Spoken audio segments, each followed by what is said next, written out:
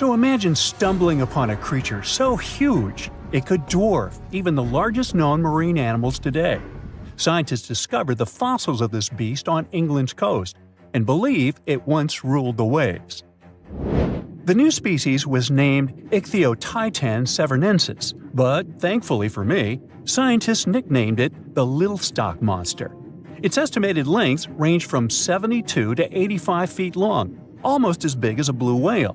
Megalodon can't even compare to this. It was only about 60 feet long. And what's crazy is that this fossil we found wasn't even an adult, so who knows what their actual size was.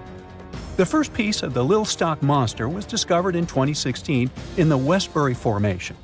Researchers found a 3-foot-long jaw part that belonged to an unknown species. For years, this single fragment had been driving them crazy because they had no idea what that animal was. Then, in 2020, a miracle happened, of sorts. A father with his 11-year-old daughter found the second piece of fossil on a beach. This discovery led to more findings. Finally, in 2022, the last piece of the literal jaw puzzle was found, buried along the Somerset coast. This leviathan belonged to the Shastasaurid family. Both the little stock monster and other Shastasaurids had one ancestor, so all the species in this family are super similar to each other. For example, all of them were the largest marine reptiles ever to exist. Although our little stock monster is much larger, most Shastasaurids could grow up to only 69 feet long, and it's possible that the little stock monster, when fully grown, would reach up to 100 feet or even more. Both of their bodies were just perfect for cruising the ancient seas. These marine titans were elegant and slender, with an elongated snout. Other marine animals at the time were smaller and looked more like dolphins. Shastasaurids had long paddle-like limbs adapted for efficient swimming. Their skulls show large eye sockets, which means they had excellent vision. If you were in the ocean, no matter what time it was or where you were hiding, they could spot you. They were also incredibly fast and could dive to great depths. Of course, all these things made them the most terrifying predators. They ate pretty much everything, including fish and squid, and you if you were there. They probably captured their prey like whales, opened their huge mouths, and literally sucked the fish in. What made the little stock monster especially scary is that it wins in the jaw competition. For other Shastasaurids, their jaws were a bit weaker, so they hunted smaller fish, kind of like today's orcas. They required vast amounts of food. This shows us that the Earth's Triassic oceans had rich, productive food webs.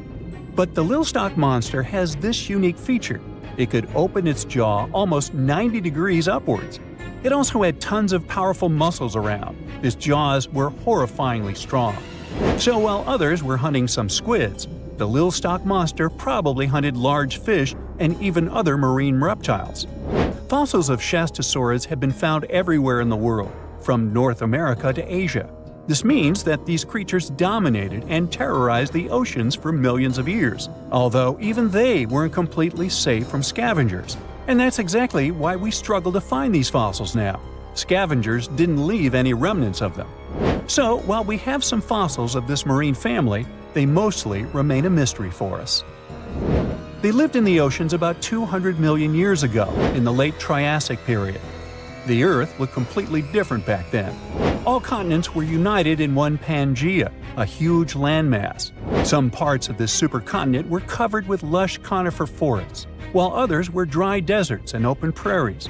It was before the famous Jurassic period, but there were already first pterosaurs and amphibians. It seems like those monsters were crazy resilient. The Triassic period was super unstable, but they survived through many changes in the environment. Well, until the last one. The Triassic extinction came out of nowhere. It was one of the Earth's big 5 extinction events. It wiped out almost all species on the planet, including these leviathans. It's still not clear what happened exactly, but it looks like there was a huge tectonic activity. Volcanoes in the oceans were going crazy back then. These massive volcanic eruptions have probably altered the climate and ocean chemistry, leading to the extinction of many species. Scientists have a theory that it might have happened because there was a rain of comets flying to our planet from the Oort cloud. This likely happens about every 200 million years or so. I wasn't around then, so I'm just guessing here. In any case, after the extinction, the Earth took some time to recover. Then it entered the famous Jurassic period. More terrifying sea monsters were on the way. One of them left us a colossal skull. This fossil is 150 million years old, and it also belonged to a sea beast from Jurassic times. They called it the Sea Rex. The name is very fitting. This monster could have broken a car in half with one bite. It was also discovered accidentally. A fossil enthusiast was walking along the Jurassic coast. This place is famous for having tons of ancient fossils, all because of the erosion in stormy weather. Typically, people find small spiral fossils here. However, this time, he discovered a giant sea monster fossil. Excited, he contacted scientists. They arrived at the spot right away and then had to carefully climb down a cliff to search for the rest of the skull. This fragment alone is 6.5 feet long. Turns out, it's a newly discovered species of pliosaurs, giant predators of the ancient seas. Pliosaurs were among the largest marine predators ever. Some of them grew up to 40 feet long. They used their huge teeth to snatch and devour prey, including other reptiles. Well, at least those creatures are far gone. But what about the horrors that still live in our oceans? Recently, biologists discovered the world's longest animal, the one that's still alive to this day. They found it off Australia's coast, on the Gascoyne coast, a very mysterious and unexplored place. There, underwater vehicles stumbled upon a frightening 150-foot-long siphonophore. That's twice as long as many blue whales and 3 times as long as a humpback whale. Doesn't it kind of look like one of those toy string worms? But this creature isn't friendly at all. It's a string-like deep-sea predator. What's even more scary is that this isn't actually one creature. It's a colony of small clones working together as one. Basically, collective consciousness. Ooh, Borg. Together, they stretch out like a single long string in the water. This creature might be the longest siphonophore ever found, and it was discovered at a depth of around 2,000 feet. Siphonophores, similar to jellyfish, capture their prey by dangling stinging tentacles in the water. When their tentacles touch small crustaceans and fish, they get paralyzed, and then they're reeled up to the colony's body. Expeditions to Western Australia's underwater canyons were definitely worth it. Together with that siphonophore, scientists have discovered up to 30 potential new marine species. Among them were a new octopus or squid, a long-tailed sea cucumber, glass sponges, and giant hyroids, colonies of animals resembling upside-down jellyfish. None of them have been seen before in Australia. But most of them weren't as scary as the one that was recently discovered in the Gulf of Mexico. This creature is straight out of a sci-fi thriller, a 26-foot-long manga pinna squid or bigfin squid. It was discovered near an offshore oil rig at a depth of more than 7,800 feet. It has incredibly long elastic tentacles, which can be 15 to 20 times longer than its body. It holds them at right angles to its body, making it look even creepier, almost as if it has elbows. And yes, it's another deep-sea predator. These 10 tentacles probably help the squid trap their prey and drag it onto the seafloor.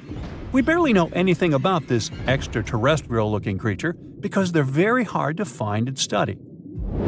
And if you think their tentacles are awful, just check out these creatures with 20 arms. This thing looks like a facehugger. This new species is lurking in the frozen depths of Antarctica. Experts were searching for cryptic sea animals known as Promachocrinus, or Antarctic feather stars. They're kind of similar to starfish and sea cucumbers, but have an otherworldly appearance and can live up to 6,500 feet below the surface. It's called the Antarctic strawberry feather star. Despite its pretty name, its appearance is anything but cute. It has a bizarre strawberry-like body from which 20 spindly arms branch off. Its coloring ranges from purple to dark reddish, and the arms all have different lengths and thickness. Who knows how many more of such scary creatures we'll discover in the future? There's a creature somewhere deep in the ocean looking for prey that would make Dracula himself proud. It's been around since before even the dinosaurs walked the earth. It has no bones or jaw, but it doesn't stop this underwater vampire from hunting. The name of this eel-like parasite is the Pacific lamprey. The English monarch loved this fish so much that he defied doctors' orders to stop eating lamprey flesh. He got sick every time he'd have the original gooey fish. But the lack of bones and the fact that this lamprey tastes like slow-cooked beefsteak made the royal fall in love with the fish once and for all. The product of this love was a chill in his aged body, some heavy sweating, and some other scary symptoms, which eventually took his life and interrupted his 35-year reign. The lamprey is way better at surviving, as it lived through at least 4 mass extinctions. Its ancient ancestors evolved over 450 million years ago. There are around 40 living species of lampreys still thriving across the world. The Pacific lamprey is just one of them. These creatures have cartilage instead of bones, and a third eye, which is a special light-sensing organ on the top of their heads. Instead of a regular jaw, they have a sucker mouth surrounded by teeth. It's perfect for latching onto prey and sipping up body fluids like underwater vampires. Once they pick a victim, they suction it, making a seal that's almost impossible to break. Scientists believe the Pacific lampreys don't munch on flesh. Female lampreys lay up to 200,000 eggs in nests that stay in fresh water for 3 to 4 weeks. Once the larvae hatch, they burrow into sediment and stay under the sand for up to a decade. When they hit their teenage years, these miniature Draculas re-emerge and migrate from freshwater all the way to the Pacific Ocean. This journey isn't the easiest, and it takes some changes to its appearance and physiology to adapt to a huge change in salinity. After several years, they go back to freshwater to reproduce. Pacific lampreys can use chemical clues released by their larval migrating pals to find their way. They can travel hundreds of miles inland to find the perfect spot for spawning and rearing. It's not always the same place they spawned in. Many species of birds, mammals, and other fish can appreciate the fatty flesh of lamprey. This makes them some of the most valuable players in freshwater and marine ecosystems. Another lamprey type, the sea lamprey, is native to the Atlantic Ocean. It's not that dangerous when it's at home, but once it gets to the Great Lakes, it becomes a real threat to the 4 local native species of lamprey. The sea lamprey is up to 4 times bigger than the lake species. It has unlimited food and spawning grounds, and no natural predators here, so it becomes cocky. It secretes an enzyme that doesn't let the blood clot. Once it attaches to some unsuspecting fish, it spends the next several months feeding off of it. And even if the fish shakes the lamprey off, it doesn't have long to live because the mark the predator leaves behind. Sea lampreys aren't interested in humans, but can accidentally latch onto a swimmer. It won't be fatal, but it's not the most pleasant sensation, and you need to get the spot of the impact disinfected. The Australian box jellyfish looks harmless, but it's considered the most venomous marine animal. Unlike other kinds of jellyfish that float with the current rather than swim, this creature can reach an impressive speed and choose its own direction. It has tentacles covered with tiny darts loaded with poison. People and animals that get unlucky enough to meet with those tentacles face some scary and sometimes even fatal consequences in a matter of minutes. Before you decide to never revisit the ocean, you should know that only a few out of around 50 existing species of box jellyfish have venom that is lethal to humans. There are some not-so-dangerous species living in warm coastal waters worldwide. And the most dangerous ones are in the Indo-Pacific region and northern Australia. A blue-ringed octopus spots a signature psychedelic color and the ability to take away your life. This cute-looking sea monster likes to spend its time in the soft, sandy bottom or shallow tide pools and coral reefs. It normally hides in underwater crevices, among shells or debris. If you disturb it, the octopus will activate its tiny color-changing organs and demonstrate its blue rings as a warning signal. The next step will be releasing a venom 1,000 times more powerful than cyanide. This venom is more toxic than that of land mammals. The octopus normally uses it to hunt crabs, shrimp, and small fish by pecking them with its beak and paralyzing them. There is no known antidote for the venom, so if you ever see this sea creature, the best you can do is to stay away from it. It bites without any pain, so you might notice when it's too late. The good news is that it's not aggressive and won't go after you unless it's cornered.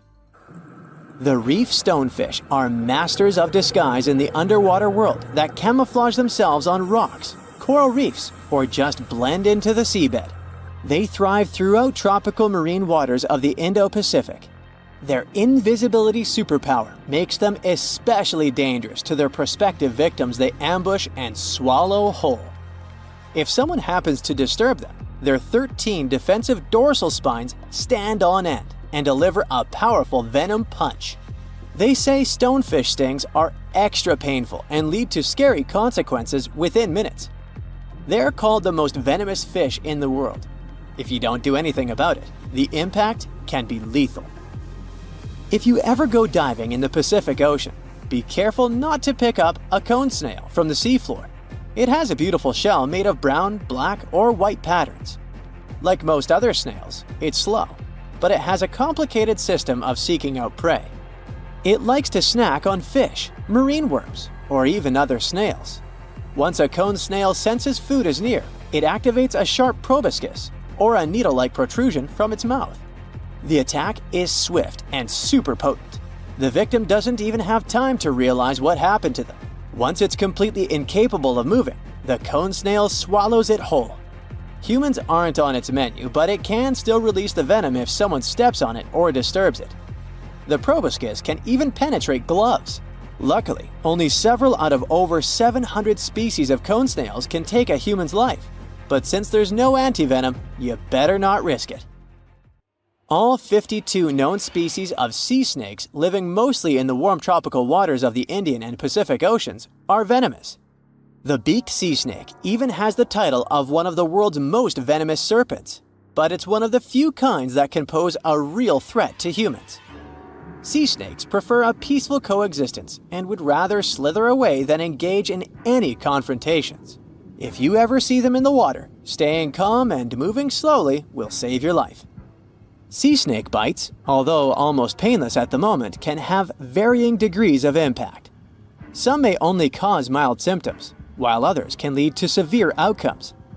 Most bite reports come from accidental encounters, like someone freeing them from nets or unsuspecting beachgoers stepping on them.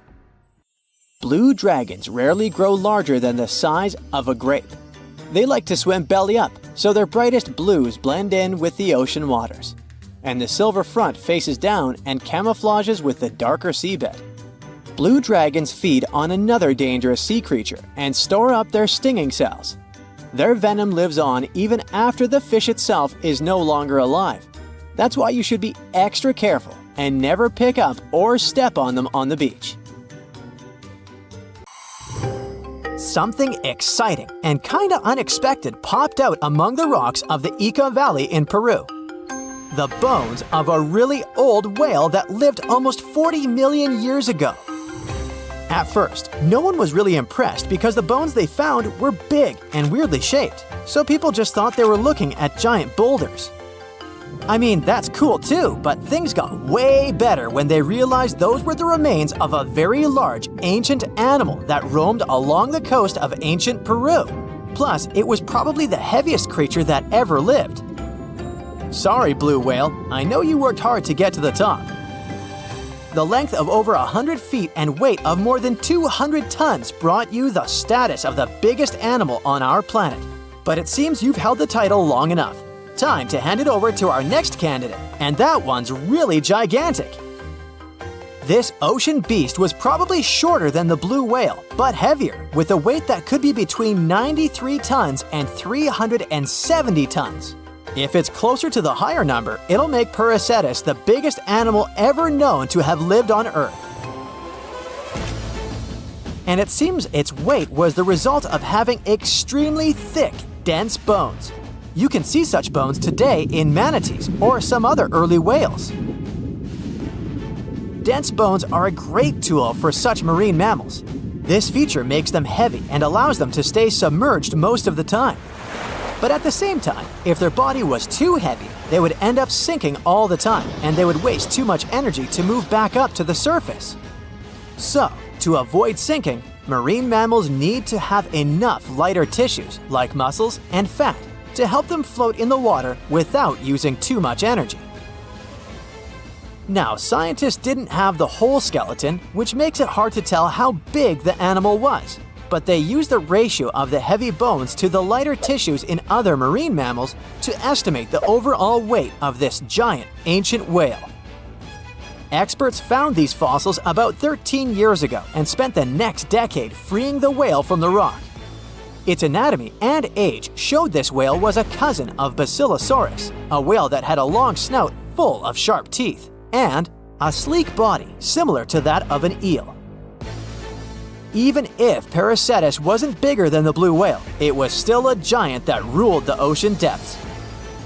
Unlike modern whales, there's a possibility that this ancient fellow was a predator that liked to go after bigger prey.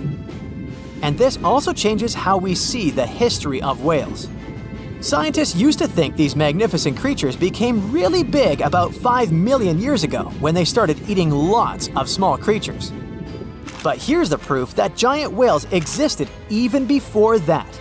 But it's still unclear how this whale managed to find enough food to sustain its enormous body. Plus, it's still hard to tell what exactly this ancient creature had on its menu. It was pretty large and not such a fast swimmer, so it's possible it searched for food in shallow waters. Then it probably ate crustaceans, clams, or some other small animals hiding in the sand. One theory says it was a scavenger, which basically means it munched on remains of everything that would come its way. It's not so unusual to find marine animals in deserts. Many of these regions used to be covered with water anyway. The Sahara in Africa is a perfect example. About 50 to 100 million years ago, this was not a dry desert, but a shallow saltwater body called the Trans-Saharan Seaway. The land is not wet there anymore, of course, but people who lived in that area knew about it because they used to find old shells across the desert. The sea was about 164 feet deep. That sounds enough for a nice swim. Some would say this area looked like modern Puerto Rico, with lots of sun and shallow water. Mangrove forests were a common thing as well as seafloors covered with mollusks, like snails and clams. The marine sediment that was left behind after the sea had dried up is full of different fossils. And the animal that lived in that ancient underwater world didn't look friendly. Plus, they were much bigger than their relatives from modern times, so a regular-sized human would end up as a snack, not even a whole meal. Normally, when animals live on small islands, they can become much bigger than their relatives from the mainland. This is something we call island gigantism, and it happens because there are more resources or fewer predators on islands. Maybe the same thing happened in the Trans-Saharan Seaway. Even though it wasn't an actual island, the water moved in and out, which created little pockets of water. And specific conditions in these pockets might have helped animals grow bigger. So we're talking about giant sea snakes, catfish, and fish that no longer exist today. One had incredibly strong jaws, and the animal used them to eat hard things and even crush shells. Their teeth showed they were fierce predators other animals had every reason to be afraid of.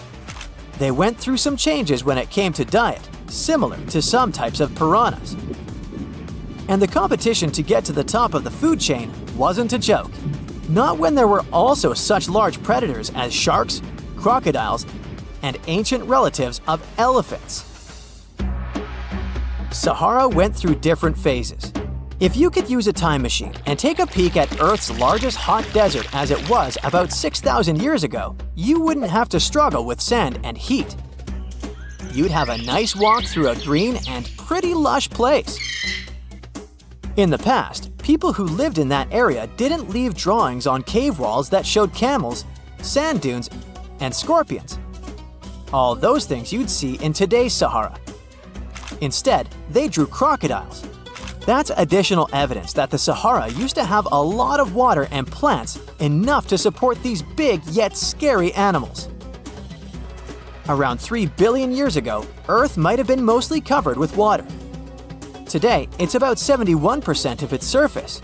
But it seems that our planet used to be a giant ocean world with no continents at all, just some scattered islands. Scientists studied special rocks in Western Australia that formed in a place deep under the ocean called a hydrothermal vent system. To explain this better, it's important to mention two common oxygen types, O16 and O18. O18 is heavier because it has extra neutrons. O16 evaporates from water more easily, and as researchers studied an old ocean floor, they found a lot of O18, more than in today's oceans. This way, they realized ancient Earth had less dry land than Earth today. Australia is a good spot to conduct these studies because a long time ago, it also used to be a beautiful place with large animals and lush rainforests. But as time went by, the land became drier and Australia had more deserts formed, such as the Great Victoria Desert. Rainforest remained only on the edges of the continent. What happens with deserts across the globe is called desertification. That's when land that used to be good for growing things turns into a desert or something similar. Our planet changes over time, together with its climate. But desertification also happens because of human activities, like mining, farming, and building cities. And when land turns into a desert, it's a problem because it can't support people and animals anymore. Food doesn't grow there. There's not enough clean water, and animals lose their homes. To help with this problem, there's a plan many countries agreed to. They decided to work with farmers to take care of the land, fix damaged areas, and manage water better. All in all, to make our planet a better place for life. Now prepare yourself for some weird stuff. We're going to dive into the fascinating world of sea cucumbers, the squishy detritivores that are nature's very own recyclers. These exotic marine creatures might not be everyone's first choice for a pet, but trust me, they've got some unique talents that are worth talking about. Sea cucumbers are colorful little creatures with a digestive tract that's basically just a hole at either end. Their bodies are fat and squishy, covered in leathery skin. And guess what? They breathe through their butts. These amazing creatures have found a way to make the most out of every part of their body, few as they are. Now, you might be wondering what sea cucumbers do with their unique set of skills. Well, they play a crucial role in cleaning our planet's waters. They munch on all the debris found on the seabed and break it down internally, removing all the bad stuff in the process. It's like having little vacuums cleaning up the ocean floor. Believe it or not, sea cucumbers are in high demand in the kitchen too. They're harvested and traded in many countries. The Asian market, in particular, absolutely loves them. You can find them being sold cooked and dried under all sorts of fancy names. Or, if you prefer a more direct approach, you can just call them sea slugs. Now, here's the fun part. A dried sea cucumber can cost you up to a whopping $1,400 per pound. These squishy delicacies are truly worth their weight. But let's take a step back in time. The tradition of eating sea cucumbers goes way back, more than 1,000 years in Asia to be precise. And as demand for these curious creatures grew, so did the need to find them elsewhere. This led to overexploitation of local fisheries, causing sea cucumber stocks to diminish in many countries. Uh-oh, not good for our little sea cucumber friends. One of the most interesting examples of sea cucumbers is the pink see-through Fantasia. Not only does it look amazing, but it also has this great defense system, where it uses bioluminescence to scare off predators. Thankfully, some brilliant researchers around the world have decided to act. They're on a mission to breed sea cucumbers and replenish the depleted fisheries. They're also exploring how these creatures can be a reasonable food resource and help reduce the damage done by fish farming. In Scotland, for instance, where a team of enthusiastic students started a company for this particular purpose. Their goal? To figure out how sea cucumbers can absorb as much of the bad stuff they can in the water. They might just be the aquatic superheroes we've been waiting for. Meanwhile, in Sweden, marine biologists are working hard to restore the population of red signal sea cucumbers. These poor creatures have been fished out of local waters, but specialists are determined to give them a fighting chance. They're also exploring how sea cucumbers can fit into seafood cultivation. Their lab is like a sea cucumber daycare, carefully nurturing the next generation of these wiggly wonders. And let's not forget about Canada. Research scientists are focusing on the giant red sea cucumber. These magnificent creatures can grow up to 20 inches long and are perfect for co-cultivation with other species. They're even developing special containment systems that will make it easier to keep sea cucumbers where they're needed the most. Okay, speaking of amazing sea creatures, what about a fish that can fly? Heard that right, we're about to stumble upon a land where fins meet flying, and the ocean becomes a runway for these airborne acrobats. Prepare to be fantastically entertained. Nah, I didn't write that one. So picture this, you're lounging by the warm ocean waters, minding your own business, when suddenly you see a fish soaring through the air like a torpedo. That's right, they are real, and they got some serious style. With their sleek bodies and pectoral fins that resemble wings, they're the high flyers of the sea. Now, you might be wondering, why would a fish take to the skies? Well, it turns out these magnificent creatures have developed this nifty gliding ability as a sneaky trick to escape from their underwater foes. And boy, do they have plenty of enemies. Those guys are all on the lookout for a tasty flying fish snack.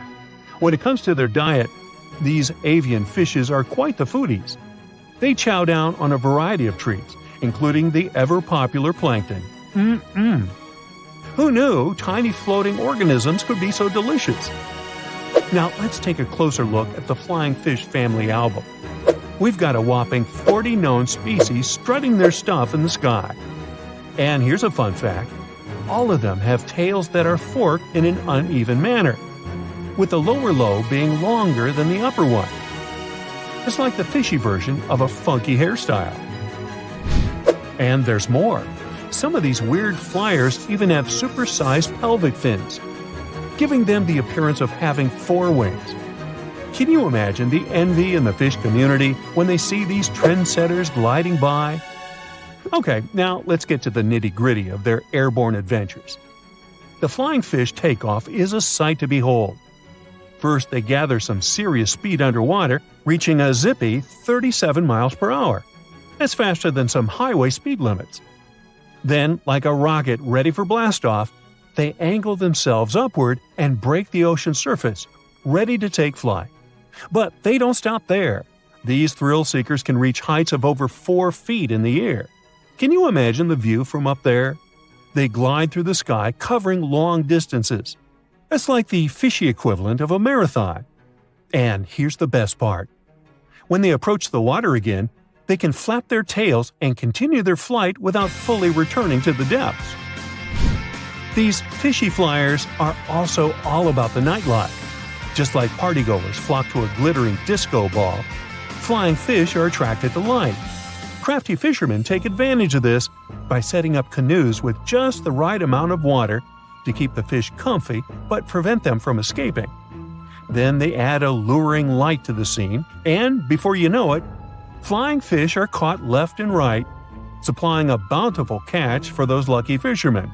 Don't worry though, these flying fish aren't on the endangered species list.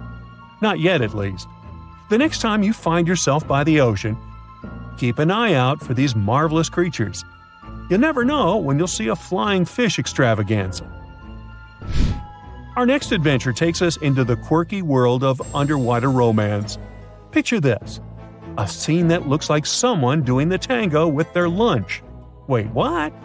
No, it's not a throwing up contest, I promise. We're diving headfirst into the jaw-dropping, pun intended, mating ritual of the jawfish. These curious creatures call the coral reefs of the Caribbean Sea and the Western Atlantic home. And boy, do they know how to make a spectacle of themselves. Forget about pickup lines or fancy gestures. These jawfish rely on their unique jaw-based moves to pursue their potential partners.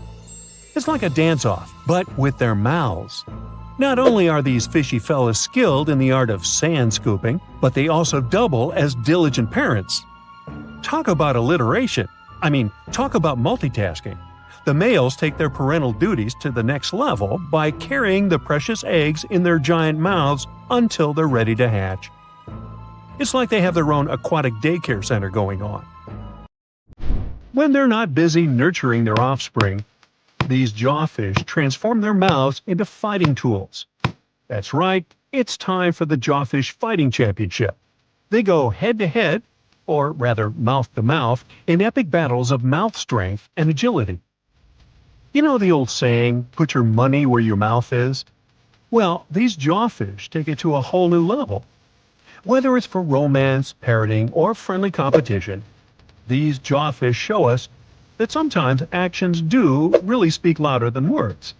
They may look like they're having a bad seafood experience, but rest assured, it's just their unique way of finding love and expressing themselves. There are plenty of fish in the sea. Some of them look totally like Nemo or Dory. Then there's the butterfly fish and fancy guppy, which is indeed really fancy. And then there's... What on earth is that? I would definitely not pay for a diving experience to see this guy.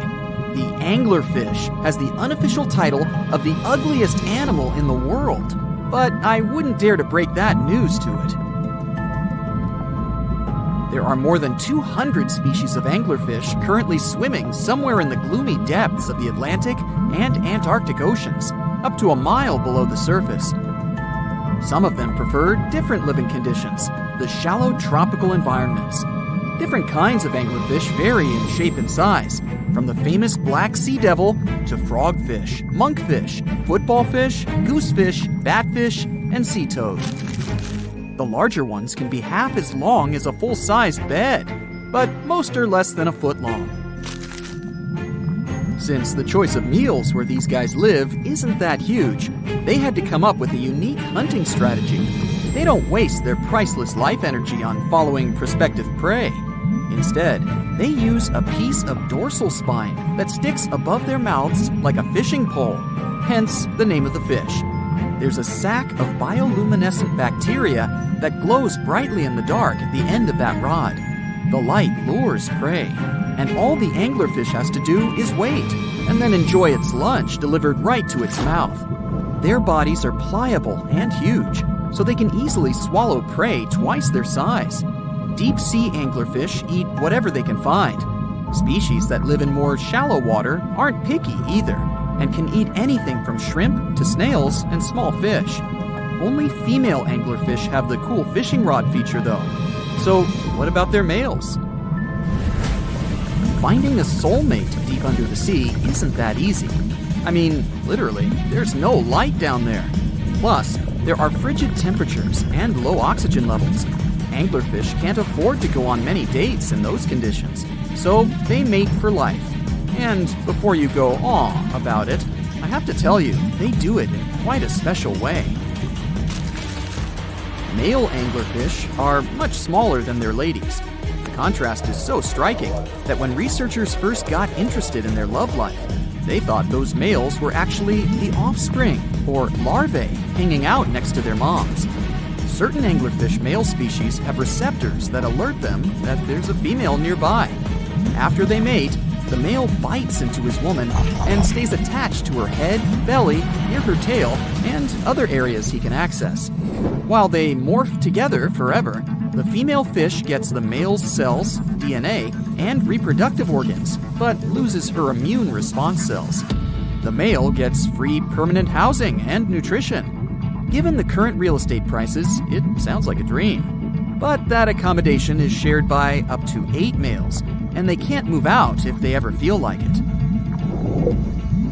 You're unlikely to meet this deep-sea fish in real life, but if you meet an anglerfish in your favorite video game, remember that you can easily outswim it and make it kinder to you with tranquilizing arrows. Once you befriend it, the anglerfish can be your scout and help you discover new areas with its bioluminescent pods. Back in the real world, down in the twilight zone of the ocean, about 650 to 3,300 feet down, the anglerfish isn't the only creature you're lucky you'll probably never meet. Many of the locals look like they come straight out of science fiction or horror movies, but that's because they had to adapt to this dark, deep world. I did my best to get you prepared for the creatures you're going to meet, starting with the common fangtooth. They spend most of their lives deep down, but at night, they move toward the surface to snack. These guys are more active than most other deep-sea dwellers. They don't wait for food to come their way, but actually follow it, and then get it with their long, hungry teeth. They don't have a built-in light bulb like the anglerfish, so they've developed a great sense of smell and use as much sunlight as they can get there in the depth to get around. Sometimes, even the shadow of a passing by prospective prey is enough for them to switch to action mode. And though they don't look too charming, they're completely harmless to humans if you ever run into one of these guys. Stoplight Loosejaw sounds like a great name for an alternative band, but it's actually another deep-sea resident with sneaky hunting habits. It has special light-producing photophores under each eye. They emit green and red light like a stoplight, hence the name of the fish. Unlike other fish, these guys hardly ever leave the twilight and midnight zones. Their lower jaw is a quarter of the total body length, and the stoplight keeps it open all the time, hoping to get some lunch. It looks like a ferocious predator, but mostly prefers zooplankton with an occasional dessert of shrimp, krill, and fish. I'm sure you didn't expect to meet a hybrid of an eel and a bird, but here it is! The slender snipe eel has a beak, much like that of a bird, with curving tips. The beak is equipped with tiny hooked teeth that the eels use to catch the antennae of delicious shrimp. And it sure is slender, stretching up to 5 feet and weighing only a few ounces. Scientists don't know all of this guy's secrets, since it's pretty tricky to study in their natural habitat. But it looks like they only produce offspring once in a lifetime, and then pass away. Glass squids like to take it easy in life and literally go with the flow. They're filled with a solution which is lighter than water, so they don't have to make any effort to move around the deep sea looking for food and partners. These creatures are transparent, so they blend into any landscape and don't even cast a shadow while moving. Talk about a great survival tactic. If danger finds it anyway, it can transform into a lumpy ball, pushing its head and tentacles into its mantle cavity. It can also release ink into the mantle and go from transparent to black. The same ink can protect it against hungry whales and seabirds. Another tactic they use to scare off predators is to activate their light-emitting organs around their eyes. I'm getting hungry. Maybe I can snack on this sea cucumber. Ouch, it's moving! So I guess it doesn't belong in a salad after all. These soft-bodied fellows live in all parts of the ocean, from shallow waters to the deep underwater world. Most of them slowly move around with their tiny feet, but some crawl around by flexing their bodies. Sea cucumbers can shed their internal organs when there's a predator approaching.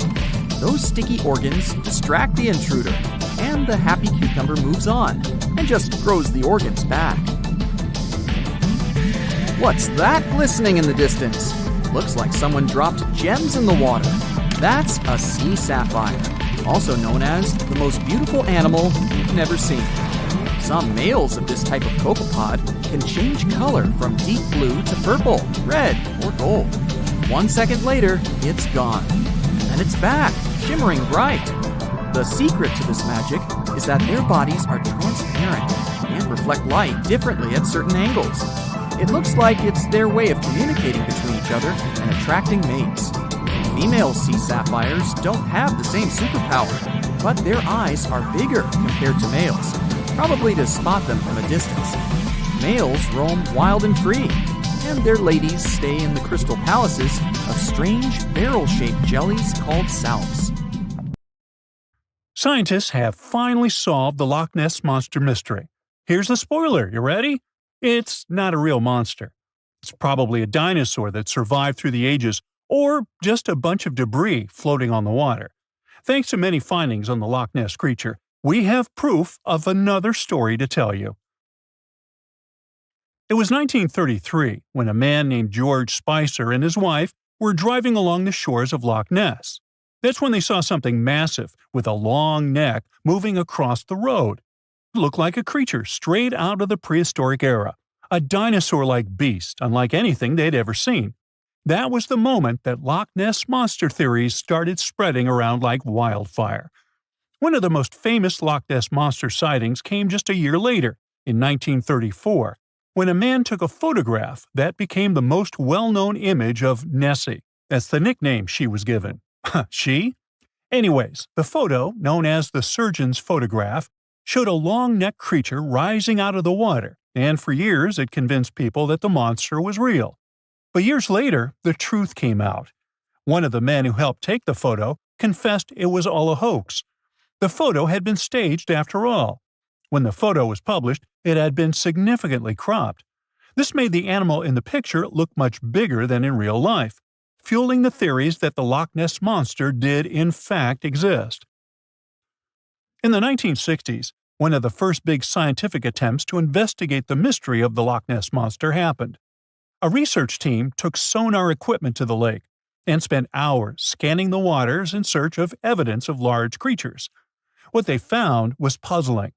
They recorded several objects moving deep in the loch, or lake, with no clear explanation as to what it was.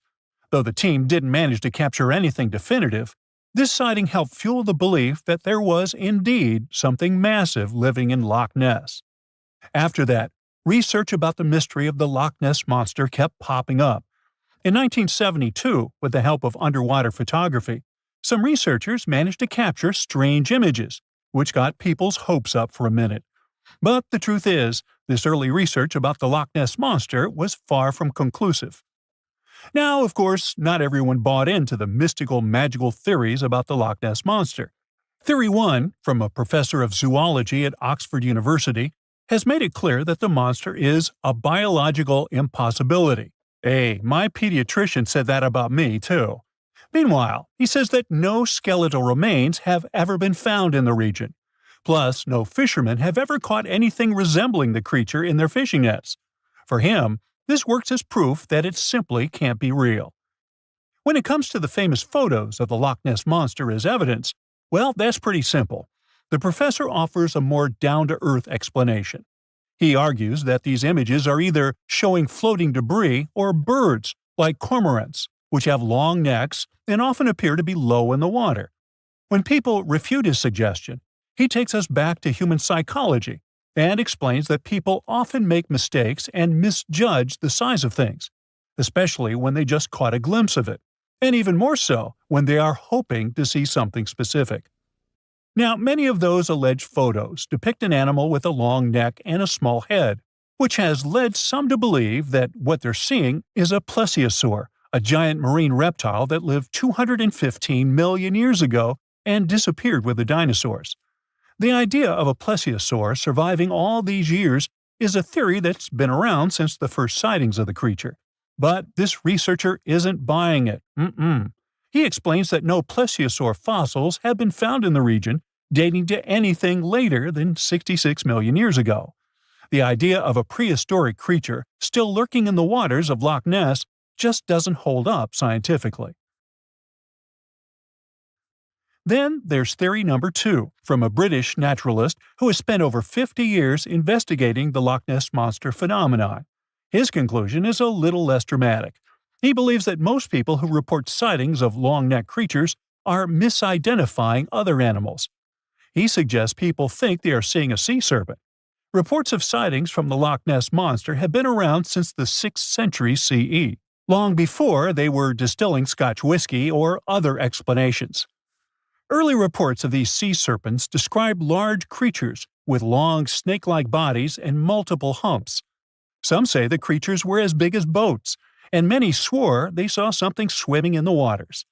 Many of these early sea serpent sightings may have been misunderstandings or exaggerations of normal animals in the loch, like large fish or even swimming birds. They could have been large eels, which are known to live in Loch Ness. These eels, especially when they're moving, might have given the impression of a long, undulating creature in the water. People who saw these eels from a distance, particularly in low light or misty conditions, might have mistaken them for something much more mysterious. Theory number 3 says something else. Nessie is just a series of standing waves. These happen when two boat wakes move in opposite directions, creating a big hump in the water that could look like a creature from a distance.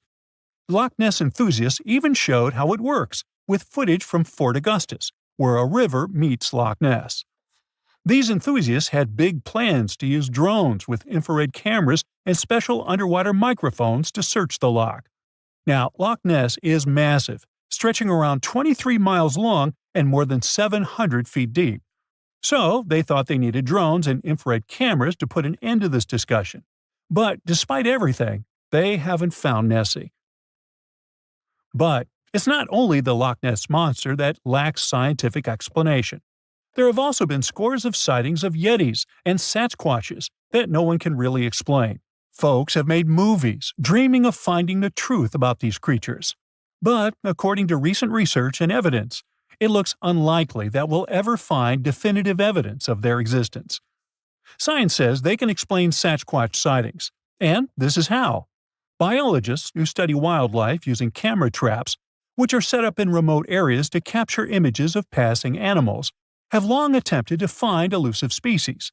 These cameras detect movement and snap pictures, providing invaluable data on the biodiversity of different ecosystems. As camera traps collect more photos over time, the number of species recorded grows. However, after a while, the number plateaus, suggesting that no new species are being detected. While it's impossible to claim 100% certainty, researchers say that after significant camera deployment, it's safe to say the likelihood of discovering new species, especially large ones like Bigfoot or the Yeti, drops significantly. Camera trap studies have been running for years in regions where these creatures are rumored to live, but so far, no conclusive evidence has surfaced. Instead, the supposed proof of Bigfoot or the Yeti often comes from blurry photos or shaky videos taken by individuals who claim to have encountered them. The scientific understanding of biology also makes the existence of Bigfoot highly unlikely. Often described as a great ape, Bigfoot would have had to evolve in North America. However, great apes evolved in Africa, and the only great ape to make it to the Americas is Homo sapiens, whose ancestors crossed the Bering Strait only about 16,000 years ago. This is far too short a time for a new species like Bigfoot to have evolved.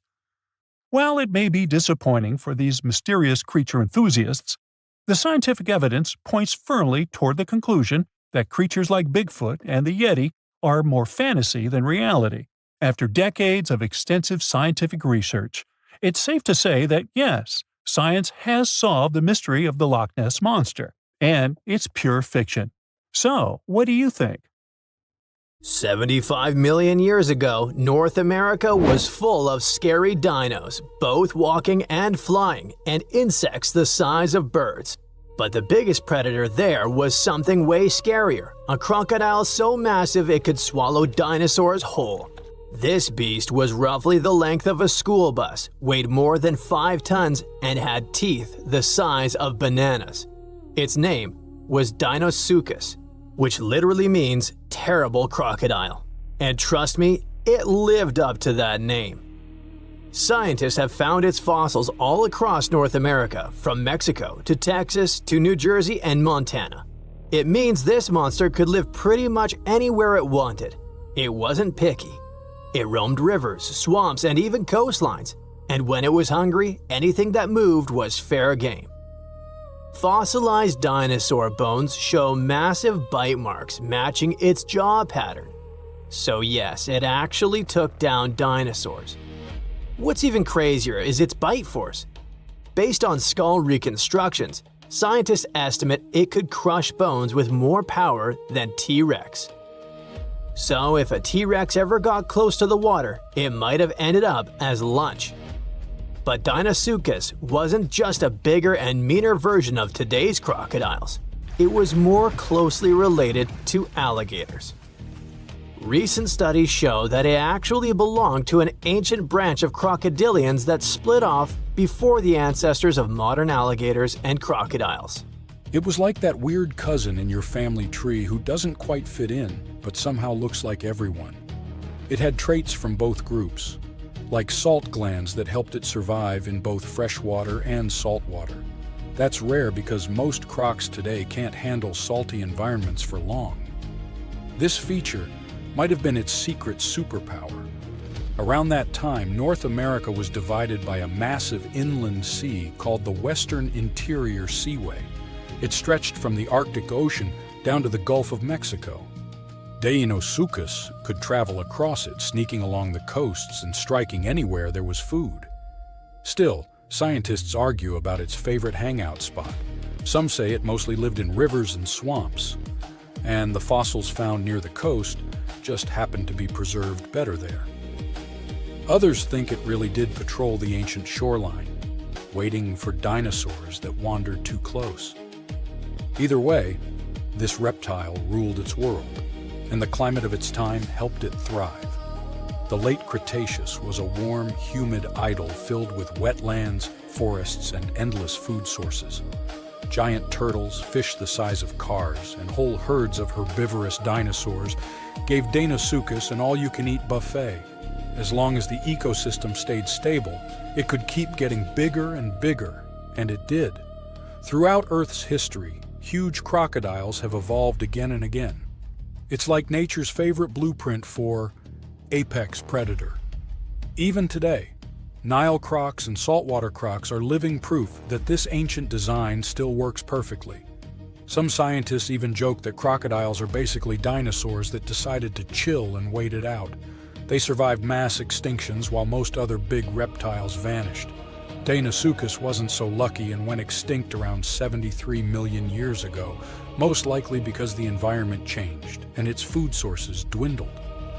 But the ocean is still full of mysteries. Maybe some gigantic croc-like beasts are still lurking out there.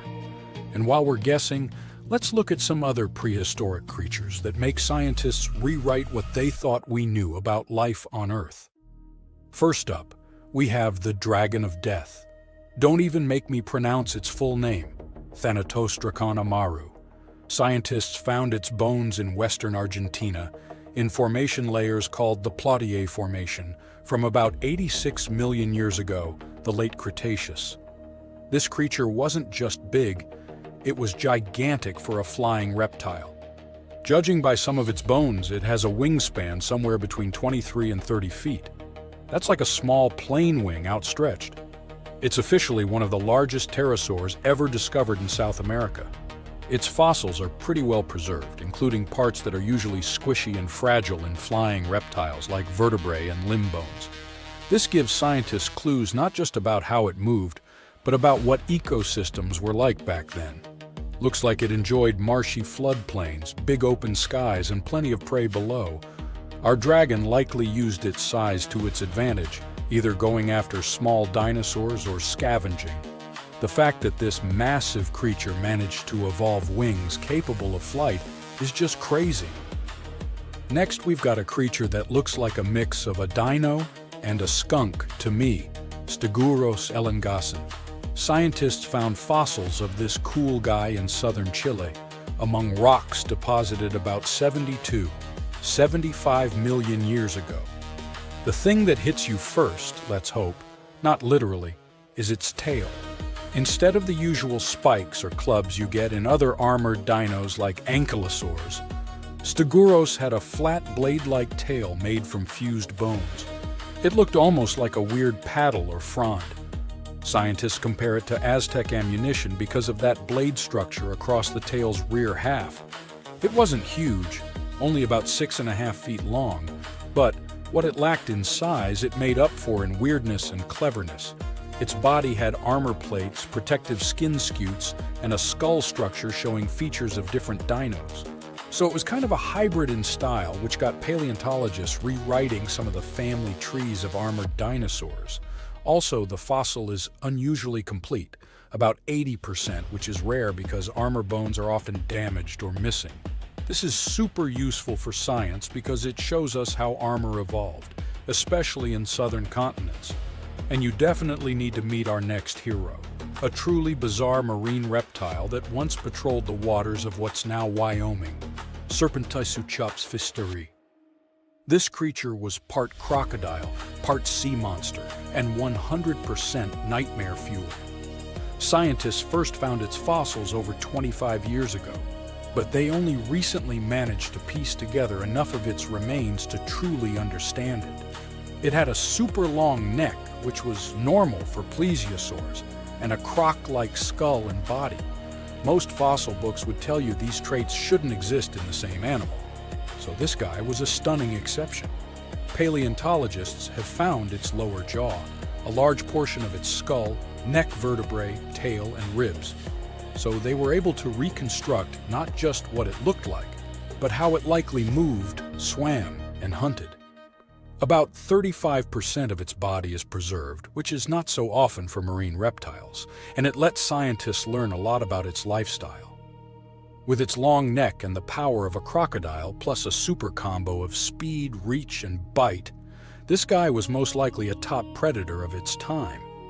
Last but not least, we have this cool dino, Duonicus tsokhtbatari, that lived in Mongolia's Gobi Desert around 90 to 95 million years ago during the Cretaceous period. It wasn't a meat-eater like T-Rex, but more of a plant muncher. It grew to about 10 feet long, roughly the size of a tall adult human lying down, and weighed around 575 pounds. Pretty hefty for a leaf-eater. The craziest thing about this heavy guy was its hands. It only had 2 fingers on each hand, and each finger carried a giant curved claw about a foot long, covered in keratin, the same stuff your nails are made of. That keratin actually added over 40% to the claw's length, which is super rare to see preserved in fossils. Because of that, scientists can actually study the full shape and structure of the claw, not just the bone. Its hands weren't just for show, though. We can see fused wrist bones and stiff joints in the fossil, which means it could grab and pull down branches to eat leaves. So, having fewer fingers could actually be a bonus if your goal is to reach and rip down vegetation. It's a really cool example of how dinosaurs adapted in weird and specific ways to survive. The Loch Ness Monster is actually not from Scotland. Turns out, this real-life creature lived in the freezing waters of Antarctica about 70 million years ago. In 2019, researchers discovered fossils of a huge, prehistoric marine reptile that looked a lot like what people described as Nessie. This beast was terrifying, measuring up to 36 feet long with a massive giraffe-like neck. It also weighed around 15 tons, which is about the size of 3 elephants. Next up on our list of huge animals is a penguin. I know penguins aren't exactly what you'd call big, but scientists have just found what they think might be the biggest penguin ever, the Kumimamu fordyce. It's believed that these giant birds were hanging around New Zealand about 55 million years ago, and they were huge, weighing over 330 pounds. That's about 5 times the size of the emperor penguins, which are considered the largest penguins alive today. Now, let's move on from massive creatures to something much smaller. Meet B. manfredschmidti, a great ape that lived around 12 million years ago in what is now Germany. This creature is very special, as it's the tiniest great ape ever discovered.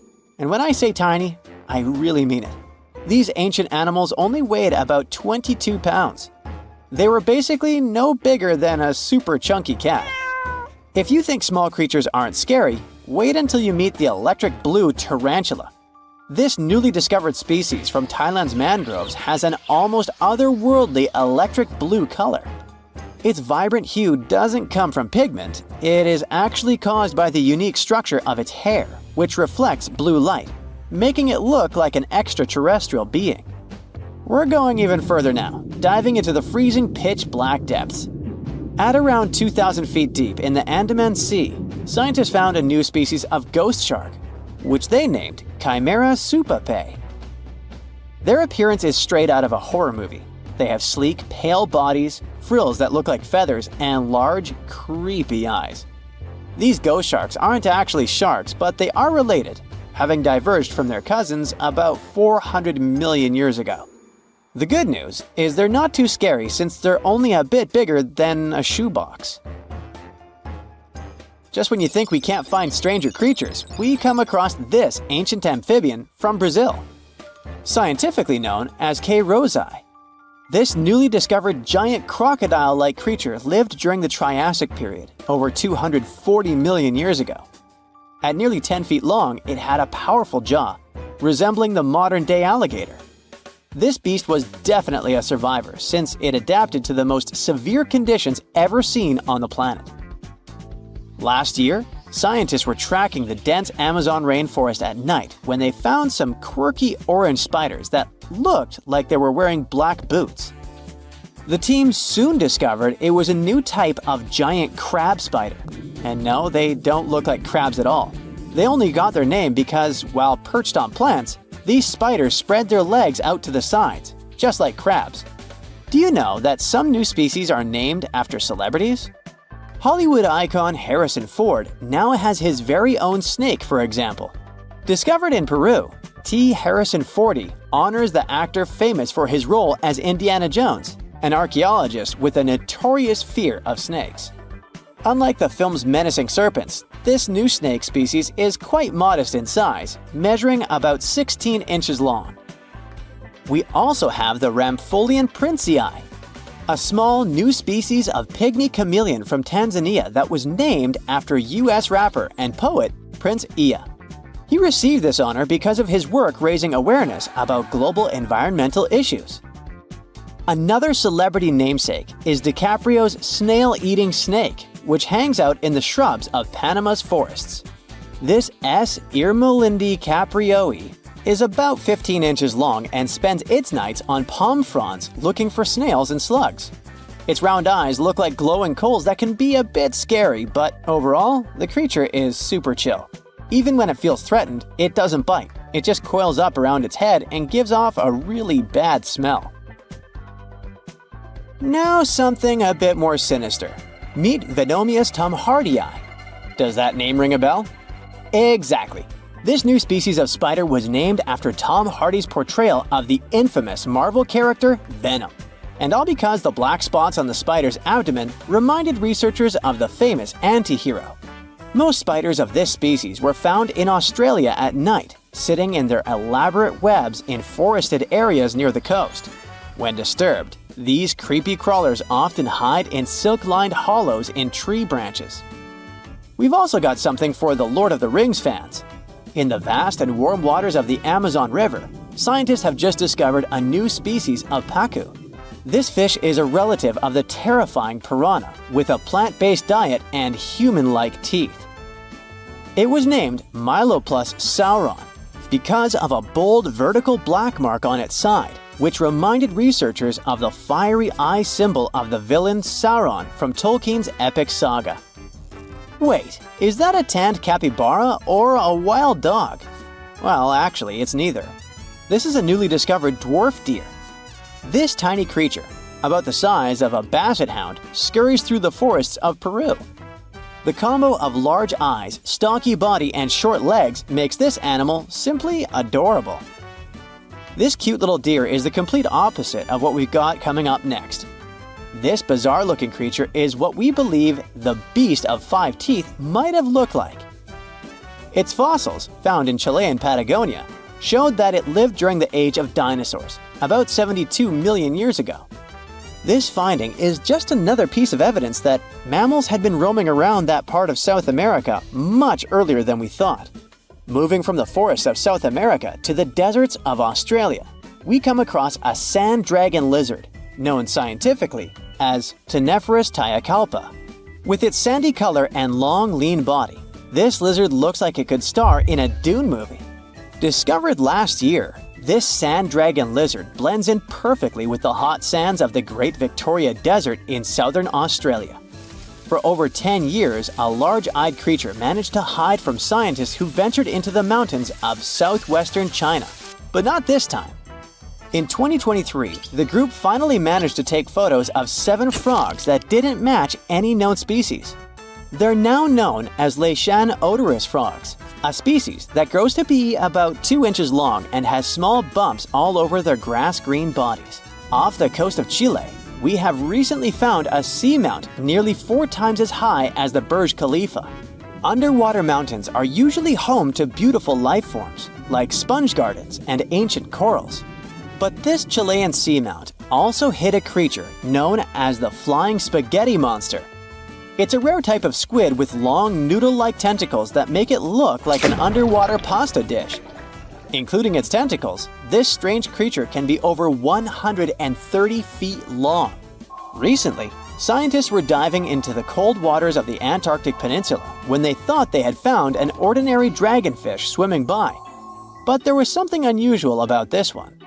It turned out that this fish had 2 darker vertical stripes along its slender body.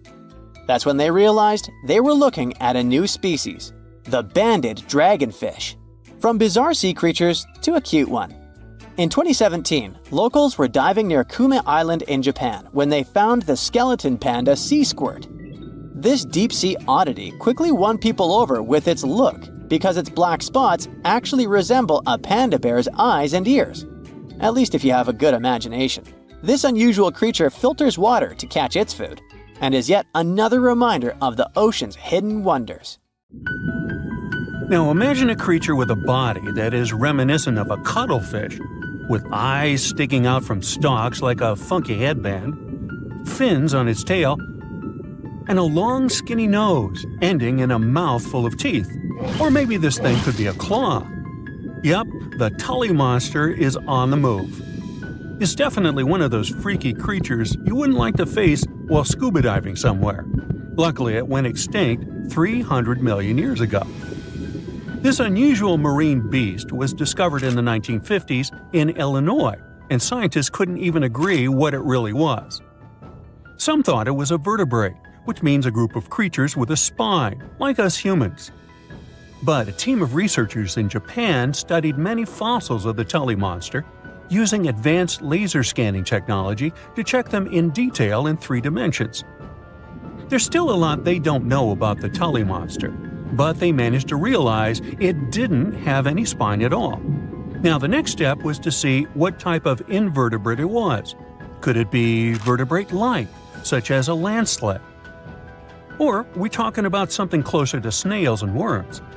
They also discovered the creature had segmentation in the head area that extended from its body, and that's not something bony creatures have. Still, in recent years, some researchers had the idea the Tully beastie could be related to jawless fish, such as lampreys.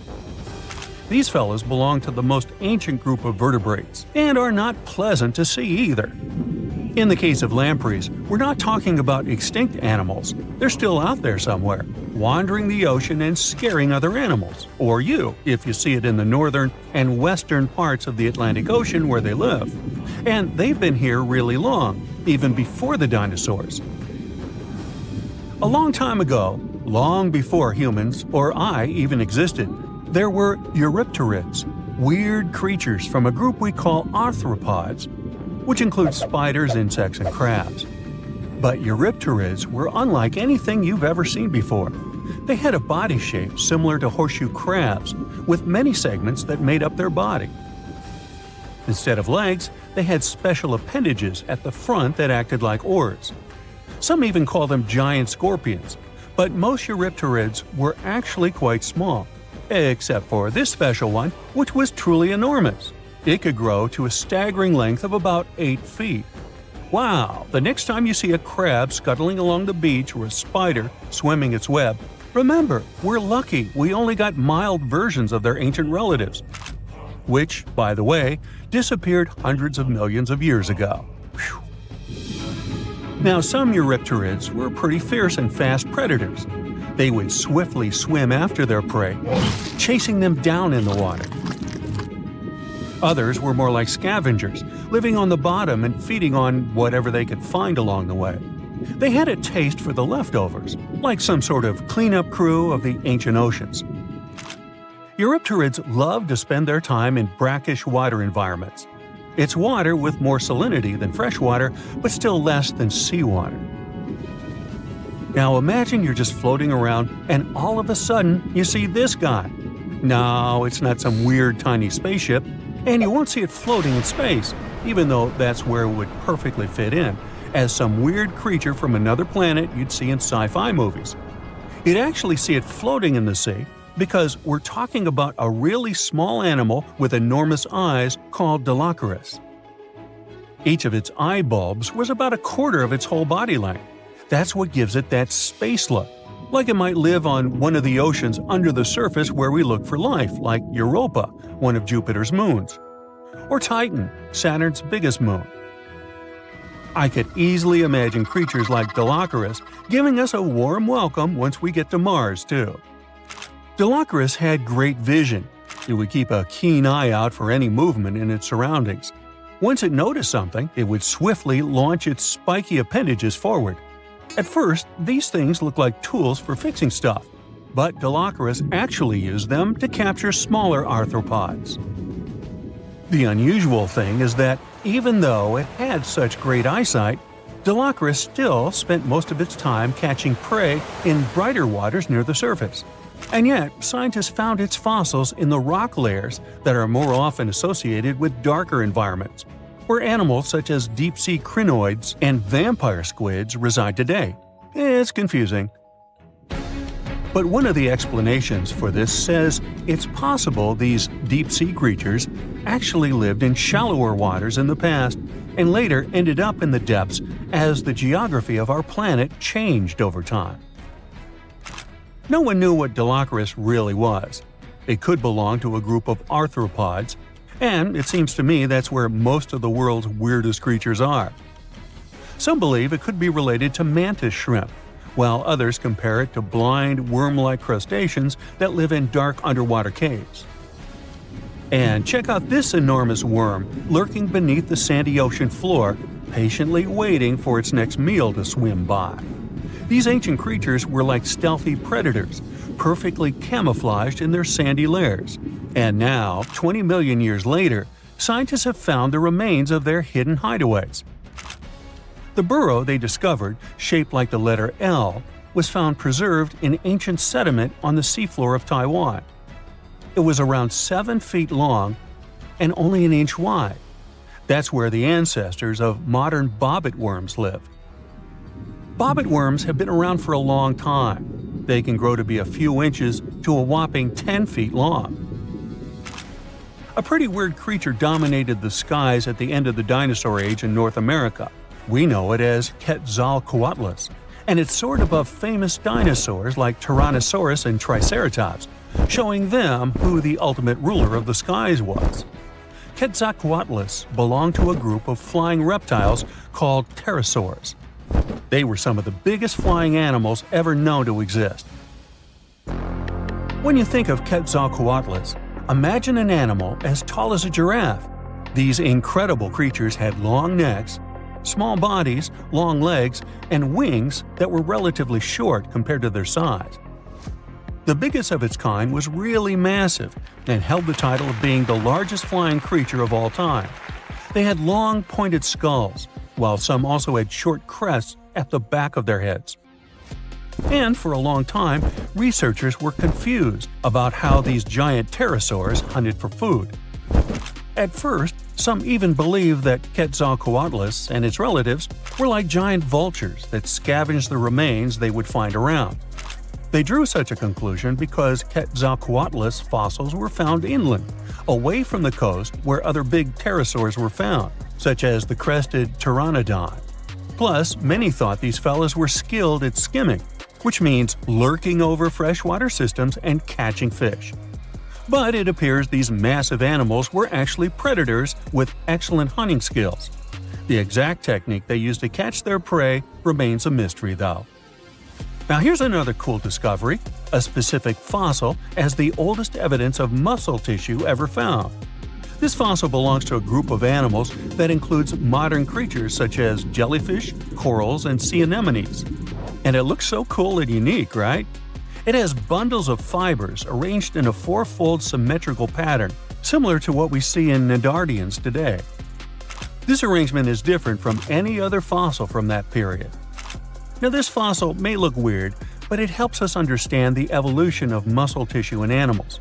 They, well, all of us actually, got new options for discovering different feeding strategies and generally new things to do thanks to muscles. And it's not like scientists usually get to study fossilized muscles. It's more that they learn about that based on how animals feed, reproduce, move, and do other things. So this cool fossil suggests animals may have had an earlier origin than we used to believe. You're strapped in a boat cruising down the Amazon River with the sun scorching hot. As you check out your map, your boat starts rocking back and forth. The water is starting to get more intense, so you hang on for dear life. You tuck your map in your pocket and try to take control of your boat. You strike some jagged rocks and duck low to avoid tree branches. Your boat strikes a large rock out of nowhere and capsizes. You're swimming in the murky green water. While you're trying your best to get ashore, your boat gets washed away. Underneath the water lies a whole new world of bizarre and dangerous animals. Candiru fish are snake-like creatures that can grow up to 16 inches long. Arapimus can weigh more than an adult male and are taller than most basketball players. They're the biggest freshwater fish in South America. They have a hybrid gill system that forces them to pop up to the surface every 5 to 15 minutes to breathe in oxygen for their large swim bladder. You swim out of the raging water and dry yourself off. Oh no, your map is completely soaked. There's no way you can get to your destination without it. You venture into the thick rainforest, shoving the branches and leaves away. As you get deeper, you notice something on a tree. It's barely moving, but it's got sharp claws and a raggedy coat. It stretches its arm to another branch and tries to pull itself up, ever so slowly. Sloths sleep more than half their days and only head down from trees once a week. They're so motionless, they sometimes grow algae and moss on their fur. The rainforest gets denser with each step until there's barely any sunlight illuminating the path in front of you. You notice a figure following you. With every branch you step on, you can hear a faint sound right next to you creeping around. You start walking a bit faster, and the sound catches up with you. You make it out of the dense part and tread along a narrow path until you reach a cliff. You can't walk normally here, so you pin against the wall and walk sideways to cross the hills. You slowly move across with the river 30 feet below you. You move your right foot, and some rocks fall into the river. You keep going and misstep. You're about to fall, but you hold on to a large tree branch and pull yourself up. You notice a couple of colorful poison frogs inches away from your fingers. Touching any of these frogs can be extremely dangerous and harmful, despite their amazing color patterns. The golden poison frog is one of the most poisonous animals in the world. One of them hops right next to you, so you let go of the branch and fall back in the river. The river is washing you down until you reach a calm current. Underneath you is a swarm of piranhas swimming with their sharp teeth. The red color on their skin is unmistakable, so you swim off like an Olympic athlete. Piranhas will eat anything that gets in their way, no matter the size. You grip onto a log and climb up a small rock to catch your breath. There's a huge electric eel underneath the rock. Despite their name, they're more related to catfish than eels. They use their powerful 600 volts of electricity to defend themselves and catch food. You're stuck, unless you're like the common basilisk that can run on the water like a jet ski. These incredible lizards have special webbing on their toes and can run the distance of a basketball court. You hop on a bunch of rocks until you reach the land. You continue walking along the riverbank until you come across a moving rock. You rub your eyes and see it moving again. It's a dinosaur-looking turtle that resembles a crocodile with armor.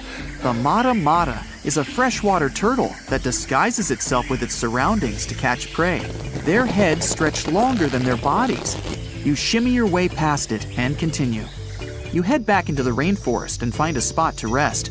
Wait, there are giant ants everywhere. They're the biggest ants in the world and can produce one of the most painful stings out there, even comparable to a wasp's sting. You immediately get up and find another place to rest. As you continue walking along, you notice the same feeling of something following you. You can hear some leaves rustling, but it's getting dark, and there's no way of telling. You find a nice little spot to build a campfire and catch some Z's. But in the Amazon, everything is a threat, except for those cute capybaras wandering around. They live in groups next to water sources. They're also the biggest rodents in the world. You don't need to worry about them if you're stuck in the middle of the Amazon rainforest. Suddenly, you feel something slithering up next to you.